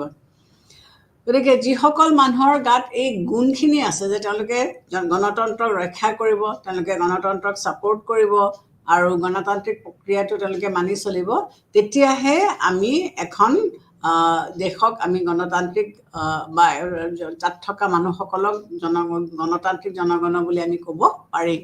গতিকে গণতান্ত্ৰিক সচেতনতাটো মানুহৰ থাকিব লাগিব, তেতিয়াহে গণতন্ত্ৰ ছাকচেছফুল হ'ব পাৰিব। তাৰোপৰি গণতন্ত্ৰক ছাকচেছফুল কৰিবলৈ হ'লে অৰ্থনৈতিক স্বাধীনতা একান্তভাৱে প্ৰয়োজন। উৎপাদনৰ ক্ষেত্ৰত আমি কি কৰিব লাগিব? সামাজিক নিয়ন্ত্ৰণ থকাটো উচিত। গতিকে যধে মধে এজন মানুহক যদি আমি উৎপাদন কৰিবলৈ দিওঁ তেতিয়াহ'লে কি হ'ব তেওঁ ধনী হৈ যাব আৰু বাকীবিলাক দুৰ্বল হৈ থাকিব বা দুখীয়া হৈ থাকিব আৰু তেতিয়া কি হ'ব শোষণৰ সৃষ্টি হ'ব যেটো কাৰ্ল মাৰ্ক্সে কৈছিলে যে হ্যাভস এণ্ড হ্যাভ নটস দুটা শ্ৰেণীৰ মাজত বিভাজন হ'ব গতিকে অৰ্থনৈতিক ক্ষেত্ৰত সকলোকে চৰকাৰে সমান অধিকাৰ দিব লাগিব গতিকে গণতন্ত্ৰত ইকনমিক ইকুৱেলিটি প্ৰতিষ্ঠা কৰিবৰ কাৰণে চৰকাৰে যিখিনি ব্যৱস্থা লৈছে সেই ব্যৱস্থাখিনি কিন্তু সকলো মানুহে আকোৱালি ল'ব লাগিব তাৰোপৰি গণতন্ত্ৰ কৃতকাৰ্যতা কৰিবৰ কাৰণে এটা গণতান্ত্ৰিক পৰিৱেশৰ প্ৰয়োজন হ'ব গণতান্ত্ৰিক পৰিৱেশটো কেনেকুৱা ধৰণৰ হ'ব লাগিব যে অধিকাৰ আৰু স্বাধীনতা স্বীকৃতিৰ দ্বাৰা গণতান্ত্ৰিক পৰিৱেশৰ সৃষ্টি কৰি তুলিব পৰা যায় গতিকে এখন দেশৰ নাগৰিকসকল সুস্থিৰ বা সবল কেতিয়া হ'ব যেতিয়া তেওঁলোকে অধিকাৰসমূহ পায় এজন মানুহৰ আত্মবিকাশ কেতিয়া হ'ব সেই আত্মবিকাশ হ'ব যেতিয়া তেওঁ অধিকাৰসমূহ পায় আৰু এই অধিকাৰসমূহ চৰকাৰে দিব লাগিব আৰু এই অধিকাৰসমূহ চৰকাৰৰ দ্বাৰা নিয়ন্ত্ৰিত হৈ থাকিব লাগিব গতিকে মানুহৰ এই অধিকাৰ আৰু স্বাধীনতা যেতিয়া স্বীকৃতিপ্ৰাপ্ত হ'ব তেতিয়া মানুহে এটা গণতান্ত্ৰিক পৰিৱেশ গঢ় লৈ তুলিব পাৰিব অৰ্থনৈতিক আৰু সমাজত থকা অন্যান্য যিবিলাক বৈষম্য এই বৈষম্যবিলাক আঁতৰ কৰিব লাগিব তেতিয়াহে সমাজত গণতন্ত্ৰ প্ৰতিষ্ঠা কৰিব পৰা যাব ইয়াৰ উপৰি জনগণৰ আনৰ মতৰ প্ৰতি সহনশীলতা মনোভাৱ দেখুৱাব পাৰিব লাগিব যেতিয়ালৈকে এই সহনশীলতা মনোভাৱ আমাৰ নাথাকে তেতিয়া আমি গণতন্ত্ৰ কেতিয়াও এষ্টাব্লিছ কৰিব নোৱাৰোঁ কাৰণ সাধাৰণতে আমি কি বুলি কওঁ যে গণতন্ত্ৰ হৈছে সংখ্যাগৰিষ্ঠতাৰ শাসন কিন্তু সংখ্যাগৰিষ্ঠতা হ'লেও ইয়াত যিসকল সংখ্যালঘু লোক আছে এই সংখ্যালঘু লোকসকলৰ যিবিলাক আশা আকাংক্ষা এই আশা আকাংক্ষাসমূহক আমি কেতিয়াও নুই কৰিব নোৱাৰোঁ গতিকে সকলোৰে প্ৰতি মৰম স্নেহ আৰু সহানুভূতি ভাৱ যদি আমি দেখুৱাব পাৰোঁ তেতিয়াহে আমি কি কৰিব পাৰিম আমি গণতন্ত্ৰ এষ্টাব্লিছ কৰিব পাৰিম ৰাজনৈতিক নেতাসকল ন্যায় নীতি আৰু বিবেকবোধৰ ওপৰত গণতন্ত্ৰৰ সাফল্যতা নিৰ্ভৰ কৰে গতিকে গণতন্ত্ৰক সাকসেসফুল কৰিবলৈ হ'লে আমি কি কৰিব লাগিব যে আমাৰ যিসকল নেতা আছে এই নেতাসকলে যিবিলাক কাম কাজ কৰিছে এই কাম কাজবিলাক কৰোঁতে তেওঁলোকে কি কৰিব লাগিব ন্যায় নীতি আৰু বিবেকবোধৰ ওপৰত গণতন্ত্ৰ প্ৰতিষ্ঠা কৰিবৰ কাৰণে চেষ্টা কৰিব লাগিব গতিকে যিসকলে চৰকাৰ চলাইছে বা যিসকলে প্ৰশাসন চলাইছে তেওঁলোকে ন্যায়ৰ ওপৰত ভিত্তি কৰি প্ৰশাসন চলাব লাগিব বহুতে এনে গণতন্ত্ৰ সাফল্যৰ বাবে তেওঁলোকে ক্ষমতাৰ বিকেন্দ্ৰীকৰণৰ ওপৰত গুৰুত্ব দিয়ে লোকেল সেল্ফ গভৰ্নমেণ্ট হ'ব লাগিব ইয়াৰ ফাউণ্ডেশ্যন আধাৰশিলা লোকেল সেল্ফ বা আমাৰ যিটো স্বায়ত্ত শাসনৰ আধাৰশিলাৰ ওপৰতহে গণতন্ত্ৰ প্ৰতিষ্ঠা কৰিব পৰা যায় গতিকে আমি আগতেও কৈছোঁ যে গণতন্ত্ৰক যদি আমি সাকসেসফুল কৰিবলৈ হয় তেতিয়াহ'লে আমি একেবাৰে তৃণমূল পৰ্যায়ৰ পৰা গণতান্ত্ৰিক ভেটি এটা আমি সৃষ্টি কৰিব লাগিব আৰু এইটো সম্ভৱপৰ হ'ব যেতিয়া আমাৰ স্বায়ত্ত শাসনৰ ব্যৱস্থা থাকিব গতিকে স্বায়ত্ত শাসনে লোকেল সেল্ফ গভৰ্নমেণ্টক স্বায়ত্ত শাসনে গণতন্ত্ৰক কটকটীয়া কৰি তুলিব পাৰিব তাৰোপৰি গণতন্ত্ৰক সাফল্য কৰিবলৈ হ'লে শিক্ষাৰ সম্প্ৰসাৰণ সাংঘাতিক প্ৰয়োজন গতিকে মানুহবিলাক যদি শিক্ষিত নহয় তেতিয়াহ'লে কি হ'ব তেওঁলোকে চৰকাৰী যিবিলাক সুযোগ সুবিধা বা চৰকাৰী যিবিলাক বস্তু তেওঁলোকক দিছে সেই বস্তুবিলাক তেওঁলোকে ভালকৈ উপভোগ কৰিব নোৱাৰিব গতিকে তেওঁলোকক কি কৰা হৈছে যে তেওঁলোকক শিক্ষা দিব লাগিব শিক্ষিত লোকসকলক পটককৈ কোনেও বিচলিত কৰিব নোৱাৰে আৰু প্লাছ তেওঁলোকে কি কৰিব পাৰিব কোনটো ভাল কোনটো বেয়া সেইটো বিচাৰ বিশ্লেষণ তেওঁলোকে কৰিব পাৰিব জে.এছ. মিলে সেইকাৰণে কৈছে যে সৰ্বজনীন ভোটাধিকাৰ স্বীকৃতিৰ পূৰ্বে সৰ্বজনীন শিক্ষা ব্যৱস্থাৰ আৱশ্যক So universal teaching must precede universal enfranchisement. শিক্ষকে মানুহক শিক্ষাই মানুহক সচেতন কৰি তোলে গতিকে শিক্ষা নহ'লে আমি কোনো এটা বিষয়বস্তু আমি ভালকৈ বিশ্লেষণ কৰিব নোৱাৰোঁ আমি ভালকৈ বিচাৰ কৰিব নোৱাৰোঁ গতিকে আগতে মানুহক শিক্ষিত কৰি ল'ব লাগিব তেতিয়া যদি মানুহখিনি সঁচাকৈ শিক্ষিত হয় তেতিয়াহে আমি কি কৰিব পাৰোঁ গণতন্ত্ৰক আমি সাফল্য কৰি তুলিব পাৰিম গণতন্ত্ৰক সাফল্য কৰিবৰ কাৰণে কি কৰিব লাগিব মানুহবিলাক সৎ হ'ব লাগিব আৰু সুদক্ষ হ'ব লাগিব আৰু উৎসাহী হ'ব লাগিব আৰু চৰকাৰী কৰ্মচাৰী এইটো ক্ষেত্ৰত এই কামখিনি কৰ্মচাৰীসকলৰ হাতত থাকিব লাগিব গতিকে যদি আমি গণতান্ত্ৰিক শাসন ব্যৱস্থাত আমি উৎসাহ নিদিওঁ আমি সুদক্ষ নহওঁ তেতিয়াহ'লে আমি গণতন্ত্ৰক কেতিয়াও ছাকচেছফুল কৰি তুলিব নোৱাৰোঁ গণতন্ত্ৰত প্ৰশাসনিক দায়িত্ব এওঁলোকে পালন কৰে গতিকে কৰ্মচাৰীসকলৰ এটা ডাঙৰ ইয়াত ভূমিকা আছে গতিকে যেহেতু তেওঁলোকে চৰকাৰী কাৰ্যকলাপ তেওঁলোকে পালন কৰে গতিকে তেওঁলোক প্ৰথম কথা সৎ হ'ব লাগিব তেওঁলোকৰ লক্ষ্য স্থিৰ হ'ব লাগিব আৰু তেওঁলোক উৎসাহী হ'ব লাগিব তেওঁলোকৰ কোনো ধৰণৰ নেগেটিভিটি থাকিব নালাগিব গতিকে এনেধৰণৰ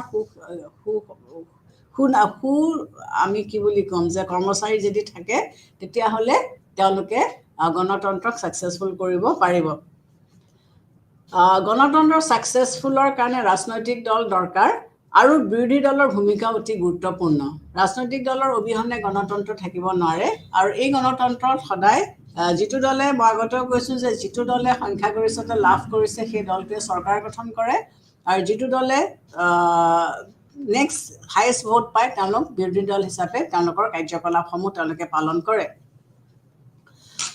বিৰোধী দলে সদায় কি কৰে চৰকাৰক সচেতন কৰি ৰাখে তাৰোপৰি ৰাজনৈতিক দলবিলাক হৈছে জনমত প্ৰকাশ কৰা এটা মাধ্যম কিন্তু এইখিনিতে এটা কথা মনত ৰাখিব লাগিব যে বিৰোধী দল মানে তেওঁলোকে হকে নহকে চৰকাৰক সমালোচনা কৰিব সেইটো নহয় তেওঁলোকৰ যিটো সমালোচনা হ'ব সেইটো কনষ্ট্ৰাক্টিভ হ'ব লাগিব গতিকে চৰকাৰক সমালোচনা কৰি পেলাই চৰকাৰে কৰা ভুলবিলাক তেওঁলোকে আঙুলিয়াই দিব লাগিব যাতে চৰকাৰে সেই ভুলবিলাক নকৰে লগতে তেওঁলোকেও সেইটোৰ পৰা এটা শিক্ষা ল'ব লাগিব যে এই চৰকাৰৰ এই ভুলখিনিৰ কাৰণে জনসাধাৰণে তেওঁলোকক পিছৰবাৰ ভোট নিদিলে আমি যদি কিবা কাৰণে পাৱাৰত আহোঁ তেতিয়াহ'লে পিছৰবাৰ আমি এই ভুল কামটো নকৰোঁ গতিকে ৰাজনৈতিক দলত গণতান্ত্ৰিক শাসন ব্যৱস্থাত ৰাজনৈতিক দলৰ প্ৰয়োজনীয়তা অতি বেছি আৰু লগতে আমি যিসকল বিৰোধী দল সেই বিৰোধী দলৰ ৰোলটো আমি নুই কৰিব নোৱাৰোঁ আৰু আকৌ কিছুমানৰ মতে যে গণতন্ত্ৰক সাফল্য কৰিবলৈ হ'লে এখন লিখিত সংবিধানৰ সাংঘাতিক প্ৰয়োজন সংবিধানখন লিখিত থাকিলে কি হয় জনসাধাৰণে চৰকাৰৰ কৰ্তব্য আৰু তেওঁলোকৰ অধিকাৰৰ সম্পৰ্কে তেওঁলোকৰ এটা জ্ঞান হয় তাৰোপৰি যদি এখন লিখিত সংবিধান থাকে তেতিয়া চৰকাৰে কোনো কাৰণতে তেওঁলোকৰ ক্ষমতা অপব্যয় কৰিব নোৱাৰে গতিকে লিখিত সংবিধানে কি কৰে নাগৰিকসকলক তেওঁলোকৰ প্ৰাপ্যবিলাকৰ বিষয়ে জনায় চৰকাৰৰ কি কাৰ্য সেইবিলাকৰ বিষয়েও জনায় আৰু তেওঁলোকক সদায় সচেতন বা সজাগ কৰি ৰাখে গতিকে ৰিটেন কনষ্টিটিউশ্যনে গণতান্ত্ৰিক শাসন ব্যৱস্থা প্ৰতিষ্ঠা কৰাত এটা সাংঘাতিক গুৰুত্বপূৰ্ণ অৰিহণা তেওঁলোকে জনায় JS মিলৰ মতে গণতান্ত্ৰিক কৃতকাৰ্য কৰিবলৈ হ'লে এখন সংখ্যালঘুৰ প্ৰতিনিধিত্ব ব্যৱস্থাও থাকিব লাগিব গতিকে আমি যদি আমাৰ যিটো শাসন ব্যৱস্থা এই শাসন ব্যৱস্থাটোক যদি আমি গণতান্ত্ৰিক শাসন ব্যৱস্থাটো আমি চলাই নিব বিচাৰিছোঁ তেতিয়াহ'লে আমি কি কৰিব লাগিব তাত আমাৰ যিসকল সংখ্যালঘু এই সংখ্যালঘুসকলক কিন্তু আমি অগ্ৰাধিকাৰ দিব লাগিব তেওঁলোকক আমি অৱমাননা কৰি পেলাই এখন গণতান্ত্ৰিক গণৰাজ্য আমি স্থাপন কৰিব নোৱাৰোঁ কাৰণ আগতে মই কৈছোঁ যে ইয়াত সকলো মানুহকে সমান সুযোগ সুবিধা দিয়া হয় গণতন্ত্ৰৰ সাফল্যতাৰ আৰু এটা চৰ্ত হ'ল যে সুস্থ সবল আৰু সদাজাগ্ৰত জনমত সুস্থ সবল আৰু সদাজাগ্ৰত জনমত জনসাধাৰণৰ জনমত গঠন কৰিবলৈ নোৱাৰিলে গণতন্ত্ৰ কেতিয়াও কৃতকাৰ্য হ'ব নোৱাৰিব গতিকে ষ্ট্ৰং পাব্লিক অপিনিয়ন এটা সাংঘাতিক প্ৰয়োজন আৰু এই ষ্ট্ৰং পাব্লিক অপিনিয়নটোৱে কি কৰে গণতন্ত্ৰক আগবঢ়াই নিয়ে গণতন্ত্ৰৰ বাবে জাতীয় সংহতি আৰু ঐক্যৰ আৱশ্যক গতিকে গণতন্ত্ৰক আমি যদি ছাকচেছফুল কৰিবলৈ বিচাৰিছোঁ তেতিয়াহ'লে জনসাধাৰণৰ মাজত আমি জাতীয় আৰু সামাজিক ঐক্যবোধৰ সৃষ্টি কৰিবৰ কাৰণে আমি চেষ্টা কৰিব লাগিব, যাৰ অবিহনে গণতন্ত্ৰ কেতিয়াও আমি সাফল্য কৰি তুলিব নোৱাৰোঁ। গতিকে জাতীয় সংহতি আৰু ঐক্যতাৰ এনাজৰীডাল আমি বান্ধি ৰাখিব পাৰিব লাগিব, তেতিয়াহে আমি কি কৰিব পাৰিম, এখন সুস্থ সবল গণতন্ত্ৰ আমি প্ৰতিষ্ঠা কৰিব পাৰিম। গণতন্ত্ৰৰ কৃতকাৰ্যতাৰ বাবে মানুহৰ মাজত সামাজিক দায়বদ্ধতাটো থাকিব লাগিব। মানুহৰ মাজত যদি সামাজিক দায়বদ্ধতাটো নাথাকে, তেতিয়াহ'লে আমি গণতন্ত্ৰ কেতিয়াও সাফল্য কৰি তুলিব নোৱাৰোঁ। তেওঁলোকৰ মাজত যিবিলাক সংকীৰ্ণ ব্যক্তিগত স্বাৰ্থ আছে, সেই স্বাৰ্থ সিদ্ধি কৰিবৰ কাৰণে তেওঁলোকে চেষ্টা কৰিব নালাগিব। তেওঁলোকে সকলোৰে কল্যাণৰ কাৰণে সাজু হ'ব লাগিব। যদি এখন দেশত মানুহবিলাকে নিজৰ সংকীৰ্ণ স্বাৰ্থৰ কথা চিন্তা কৰে, তেতিয়াহ'লে গণতন্ত্ৰ কেতিয়াও সাফল্য হ'ব নোৱাৰে। কাৰণ গণতন্ত্ৰৰ মূল বা মেইন উদ্দেশ্য হৈছে কি, যে সকলো মানুহৰ কাৰণে সি সমানে চিন্তা কৰিব। ই ধনী শ্ৰেণীয়ে হওক, ই দুখীয়া শ্ৰেণীয়ে হওক, সমাজত পিছপৰা শ্ৰেণী কিয় নহওকনো, চৰকাৰী প্ৰক্ৰিয়াৰ বা গণতন্ত্ৰৰ মূল উদ্দেশ্য বা লক্ষ্য হৈছে কি, যে সমাজৰ সকলো মানুহকে এওঁলোকে সমানে সকলোবিলাক সুযোগ সুবিধা দিব। গতিকে কোনোবা মানুহে যদি এটা সংকীৰ্ণ মনোবৃত্তি লৈ পেলাই তেওঁলোকে নিজকে আগবঢ়াই নিবলৈ চেষ্টা কৰে, তেতিয়াহ'লে কিন্তু গণতন্ত্ৰ কেতিয়াও সাফল্য হ'ব নোৱাৰিব। বহুতে গণতন্ত্ৰ সাফল্যৰ বাবে গণতান্ত্ৰিক ঐতিহ্যৰ প্ৰয়োজনীয়তাৰ কথা উল্লেখ কৰিছে। গণতান্ত্ৰিক শাসন ব্যৱস্থা আমি আগবঢ়াই নিবলৈ হ'লে এটা গণতান্ত্ৰিক ঐতিহ্যৰ অতি প্ৰয়োজনীয়। গতিকে এইখিনিতে গণতন্ত্ৰ ছাকচেছফুল হোৱাৰ এটা মেইন উদ্দেশ্য বা মেইন লক্ষ্য হৈছে কি, যে মানুহৰ মাজত এটা সচেতনতা থাকিব লাগিব, মানুহৰ মাজত এটা ইচ্ছা থাকিব লাগিব। কাৰণ এখন সমাজত যেতিয়া জনসাধাৰণ থাকে, তেওঁলোকৰ মাজত বিভিন্ন ধৰণৰ ইছ্যুজ লৈ পেলাই তেওঁলোকৰ মাজত কনফ্লিক্ট বা তেওঁলোকৰ মাজত এটা মতানৈক্য হোৱাৰ সম্ভাৱনা থাকে, এইটো স্বাভাৱিক। কিন্তু এই গোটেইবিলাকক ইমপ্লিমেণ্ট নকৰি পেলাই সকলোকে যদি আমি সমান দৃষ্টিকোণেৰে চাওঁ, যিটো চৰকাৰেও চাব লাগিব, তেতিয়াহ'লেহে আমি এখন গণতান্ত্ৰিক দেশ আমি এষ্টাব্লিছ কৰিব পাৰিম। এই চৰ্তকেইটা যেতিয়ালৈকে সকলো মানুহে পূৰণ কৰিব আৰু চৰকাৰৰ মানি চলিব, তেতিয়াহ'লে আমি গণতন্ত্ৰ ছাকচেছফুল কৰিব পাৰিম। তো ইয়াৰ পিছত আমি নেক্সট ক্লাছত ডেম'ক্ৰেটিক থিয়ৰিজৰ বিষয়ে আমি আলোচনা কৰিম।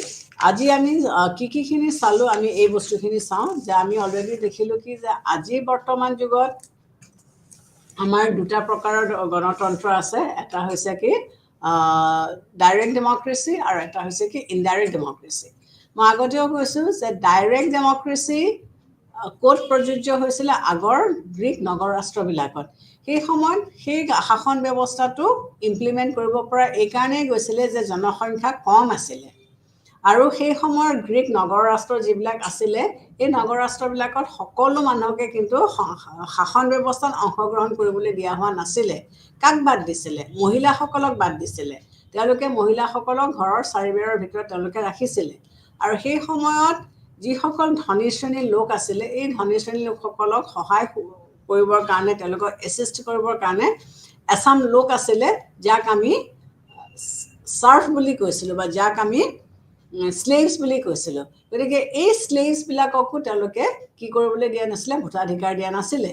গতিকে আল্টিমেটলি মুষ্টিমেয় কেইজনমান মানুহে ৰৈ গ'ল।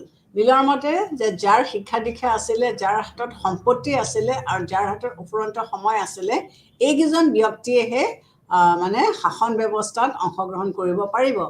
গতিকে তেওঁলোকে যিকোনো এটা ব্যৱস্থাত তেওঁলোকে সোনকালে সিদ্ধান্ত তেওঁলোকে ল'ব পাৰিছিলে, বা তেওঁলোকে অ'পেন ফিল্ড এখনত লগ লাগিছিলে আৰু তেওঁলোকে যিকোনো এটা সিদ্ধান্ত সোনকালে তেওঁলোকে ল'ব পাৰিছিলে। ডাইৰেক্ট ডেম'ক্ৰেচি তেওঁলোকৰ কেইটামান মেথডছ আছিলে। এই মেথডছবিলাক কি? গণপ্ৰস্তাৱ বা আমি যিটো ইনিচিয়েটিভ বুলি কওঁ। ইনিচিয়েটিভটো মানে কি, যে যিকোনো এই ইনিচিয়েটিভৰ দ্বাৰা জনগণই আইন প্ৰণয়ন আৰু সংবিধান সংশোধনত অংশগ্ৰহণ কৰিব পাৰিছিলে। যে যিকোনো এটা ইছ্যু লৈ পেলাই যেতিয়া আইন ৰচনা কৰা হয় বা সংবিধানখন সংশোধন কৰিবলগীয়া হয়, তেতিয়াহ'লে কি হয়, জনসাধাৰণে ইয়াত অংশগ্ৰহণ কৰিব পাৰে। আৰু এই প্ৰস্তাৱৰ জৰিয়তে তেওঁলোকে আইনৰ যিটো পৰিৱৰ্তন তেওঁলোকে আনিব বিচাৰিছিলে তেওঁলোকে এই ইনিচিয়েটিভ মানে তেওঁলোকৰ দ্বাৰা ইনিচিয়েটিভটো আহে যে তেওঁলোকে চৰকাৰক জনাব যে আইনৰ এই বস্তুকেইটা তেওঁলোকে পৰিৱৰ্তন বা চেঞ্জ তেওঁলোকে আনিব বিচাৰিছে ৰেফাৰেণ্ডাম বা গণভোটৰ ক্ষেত্ৰত তেওঁলোকে কি কৰিছিলে যে চৰকাৰে কোনো আইনৰ প্ৰস্তাৱক জনসাধাৰণৰ অনুমোদনৰ কাৰণে পঠিয়াব পাৰে যে যিকোনো এটা আইন তেওঁলোকে সংশোধন কৰিব বিচাৰিছে তেতিয়াহ'লে আগতীয়াকৈ তেওঁলোকে জনসাধাৰণৰ ওচৰলৈ পঠিয়াব পাৰে আৰু এই আইনৰ প্ৰতি তেওঁলোকৰ সমৰ্থন থাকিবও পাৰে নাথাকিবও পাৰে গতিকে গণভোটৰ জৰিয়তে নাগৰিকে কি কৰিব পাৰে চৰকাৰক নিয়ন্ত্ৰণ কৰিব পাৰে তৃতীয় পৰ্যায়টো আছিলে প্ৰত্যাহ্বান বা আদেশ বা ৰিকল মানে কি যে এজন চৰকাৰী বিষয়াক সময়ৰ আগতে তেওঁৰ কাম কাজত যদি জনসাধাৰণ সন্তুষ্ট নহয় তেতিয়াহ'লে তেওঁক উভতাই আনিব পাৰে বা তেওঁক মাতি লৈ আনিব পাৰে আৰু গণ অভিমত বা প্লেবিচাইটটো কি যে নিৰ্দিষ্ট বিষয়ত নাগৰিকসকলক অভিমত বিচাৰে যেনেকৈ আমি আগৰ পৰা শুনি আছিলোঁ যে কাশ্মীৰৰ ক্ষেত্ৰত জৱাহৰলাল নেহৰুৱে প্লেবিচাইট কৰিব যে কাশ্মীৰ ভাৰতৰ লগত থাকিব নে পাকিস্তানৰ লগত থাকিব গতিকে যিকোনো এটা ৰাজনৈতিক সিদ্ধান্ত লোৱাৰ আগতে হয়তো সেই দেশৰ বা সেই চাই জনসাধাৰণৰ লগত আলোচনা কৰি ল'ব গতিকে এইকেইটা ইয়াৰ মাধ্যম বা এই প্ৰক্ৰিয়াৰ মাধ্যমেৰে তেওঁলোকে কি কৰিছিলে গণতন্ত্ৰ ডাইৰেক্ট ডেমক্ৰেচিত সেই সময়ৰ সমাজত প্ৰযোজ্য তেওঁলোকে কৰিছিলে কিন্তু আগতেও কৈছোঁ যে এই গণতন্ত্ৰৰ কিছুমান দোষো আছিলে কিছুমান মেৰিটছো আছিলে কিছুমান ডিমেৰিটছো আছিলে গতিকে ইয়াত সকলো মানুহে হয়তো সমান ধৰণেৰে কি কৰিব পৰা নাছিলে ইয়াত প্ৰত্যক্ষ গণতন্ত্ৰ হ'ল প্ৰকৃত গণতান্ত্ৰিক শাসন ব্যৱস্থা কাৰণ এইটো আচল কাৰণ সকলো মানুহকে যিখিনি মানুহে অংশগ্ৰহণ কৰিছিলে তেওঁলোকৰ গোটেই নলেজ বা তেওঁলোকৰ গোটেই প্ৰক্ৰিয়াটো তেওঁলোকে জানিছিলে ঠিক সেইদৰে তেওঁলোকে কি কৰিছিলে এইটো ব্যয়বহুল এই গণতন্ত্ৰ যেতিয়া চলাইছিলে তাত বিশেষ খৰচ এটা নহৈছিলে সেইটো এটা ইয়াৰ ডাঙৰ প্লাছ পইণ্ট যে আজি মডাৰ্ণ যুগত এটা ইলেকশ্যন হ'লে যিমানখিনি আয় ব্যয় হয় যিমানখিনি টকা খৰচ হয় সেই সময়ত ইমানখিনি টকা হয়তো খৰচ হোৱা নাছিলে এই শাসন ব্যৱস্থাত কি হয় জনসাধাৰণৰ ৰাজনৈতিক সচেতনতা বৃদ্ধি পায় আৰু তেওঁলোকে চৰকাৰী কাৰ্যকলাপত যিহেতু প্ৰত্যক্ষভাৱে অংশগ্ৰহণ কৰে বা ভূমিকা লয় গতিকে তেওঁলোকতো সচেতন বা সজাগ হৈ থাকিব লাগিব গতিকে তেওঁলোকৰ ৰাজনৈতিক সচেতনতাটো এই ক্ষেত্ৰত আমি যথেষ্ট বৃদ্ধি পোৱা আমি দেখিবলৈ পাওঁ ইয়াত চৰকাৰৰ বিৰুদ্ধে কোনো ধৰণৰ অভিযোগ সৃষ্টি হোৱা দেখা নাযায় কিয়নো জনসাধাৰণেতো নিজেই তাত উপস্থিত থাকি পৰিৱেশ পৰ্যবেক্ষণ কৰি লৈ পেলাই তেওঁলোকে এটা সিদ্ধান্ত লৈছে গতিকে চৰকাৰক আকৌ বেলেগে সমালোচনা কৰাৰ ইয়াত এটা স্থল নাথাকে এই শাসন ব্যৱস্থা সাধাৰণতে সহজ সৰল প্ৰকৃতিৰ হয় এই শাসন ব্যৱস্থাবিলাক সহজ সৰল টাইপৰ হয় ইয়াত চৰকাৰৰ বিভিন্ন ধৰণৰ কাৰ্যৰ মাজত পাৰ্থক্য নাথাকে ইয়াৰ উপৰি জনগণৰ কৰ্তব্য দায়িত্ব আৰু অধিকাৰৰ মাজত সমন্বয়তা ৰখা হয় গতিকে জনসাধাৰণে তেওঁলোকৰ যিবিলাক কৰ্তব্য তেওঁলোকে পালন কৰিব বা জনসাধাৰণৰ যিবিলাক অধিকাৰ আছে বা যিবিলাক দায়িত্ব আছে এই গোটেই তিনিটা বস্তুৰ ভিতৰত তেওঁলোকৰ এটা কোঅৰ্ডিনেশ্যন থাকে এটা সমন্বয়তা আমি ৰক্ষা কৰা দেখিবলৈ পাওঁ আৰু এই শাসন ব্যৱস্থা আচলতে কি হয় সৰু ৰাষ্ট্ৰবিলাকৰ বাবেহে প্ৰযোজ্য বা এই সৰু ৰাষ্ট্ৰবিলাকতহে ইয়াক ইমপ্লিমেণ্ট কৰিব পৰা যায় কিন্তু ডাঙৰ ষ্টেট এখনত প্ৰত্যক্ষ গণতন্ত্ৰ সম্ভৱপৰ নহয় কিন্তু ঠিক যদিও ইয়াত যেনেকৈ মেৰিটছ আছে বহুতবিলাক লিখকে ইয়াৰ কিছুমান ডিমেৰিটছো আমাৰ আগত কৈছে প্ৰথম কথা য'ত জনসংখ্যা বেছি বা ৰাষ্ট্ৰখন বেছি তেনে ঠাইত ডাইৰেক্ট ডেমক্ৰেচি সম্ভৱপৰ একেবাৰে নহয় তাৰোপৰি তেওঁলোকে আৰু এটা সমালোচনা আমাৰ আগত দাঙি ধৰিছে যে সকলো মানুহে মানুহৰ জ্ঞান বুদ্ধি একে নহয় গতিকে সকলো মানুহে ৰাজনৈতিকভাৱে সচেতন নহ'বও পাৰে বা সকলো মানুহে হয়তো গোটেই কথাখিনি নাজানিবও পাৰে তাৰোপৰি তেওঁলোকে কৈছে কি যে প্ৰত্যক্ষ গণতন্ত্ৰত আচলতে কম সংখ্যক লোকেহে শাসন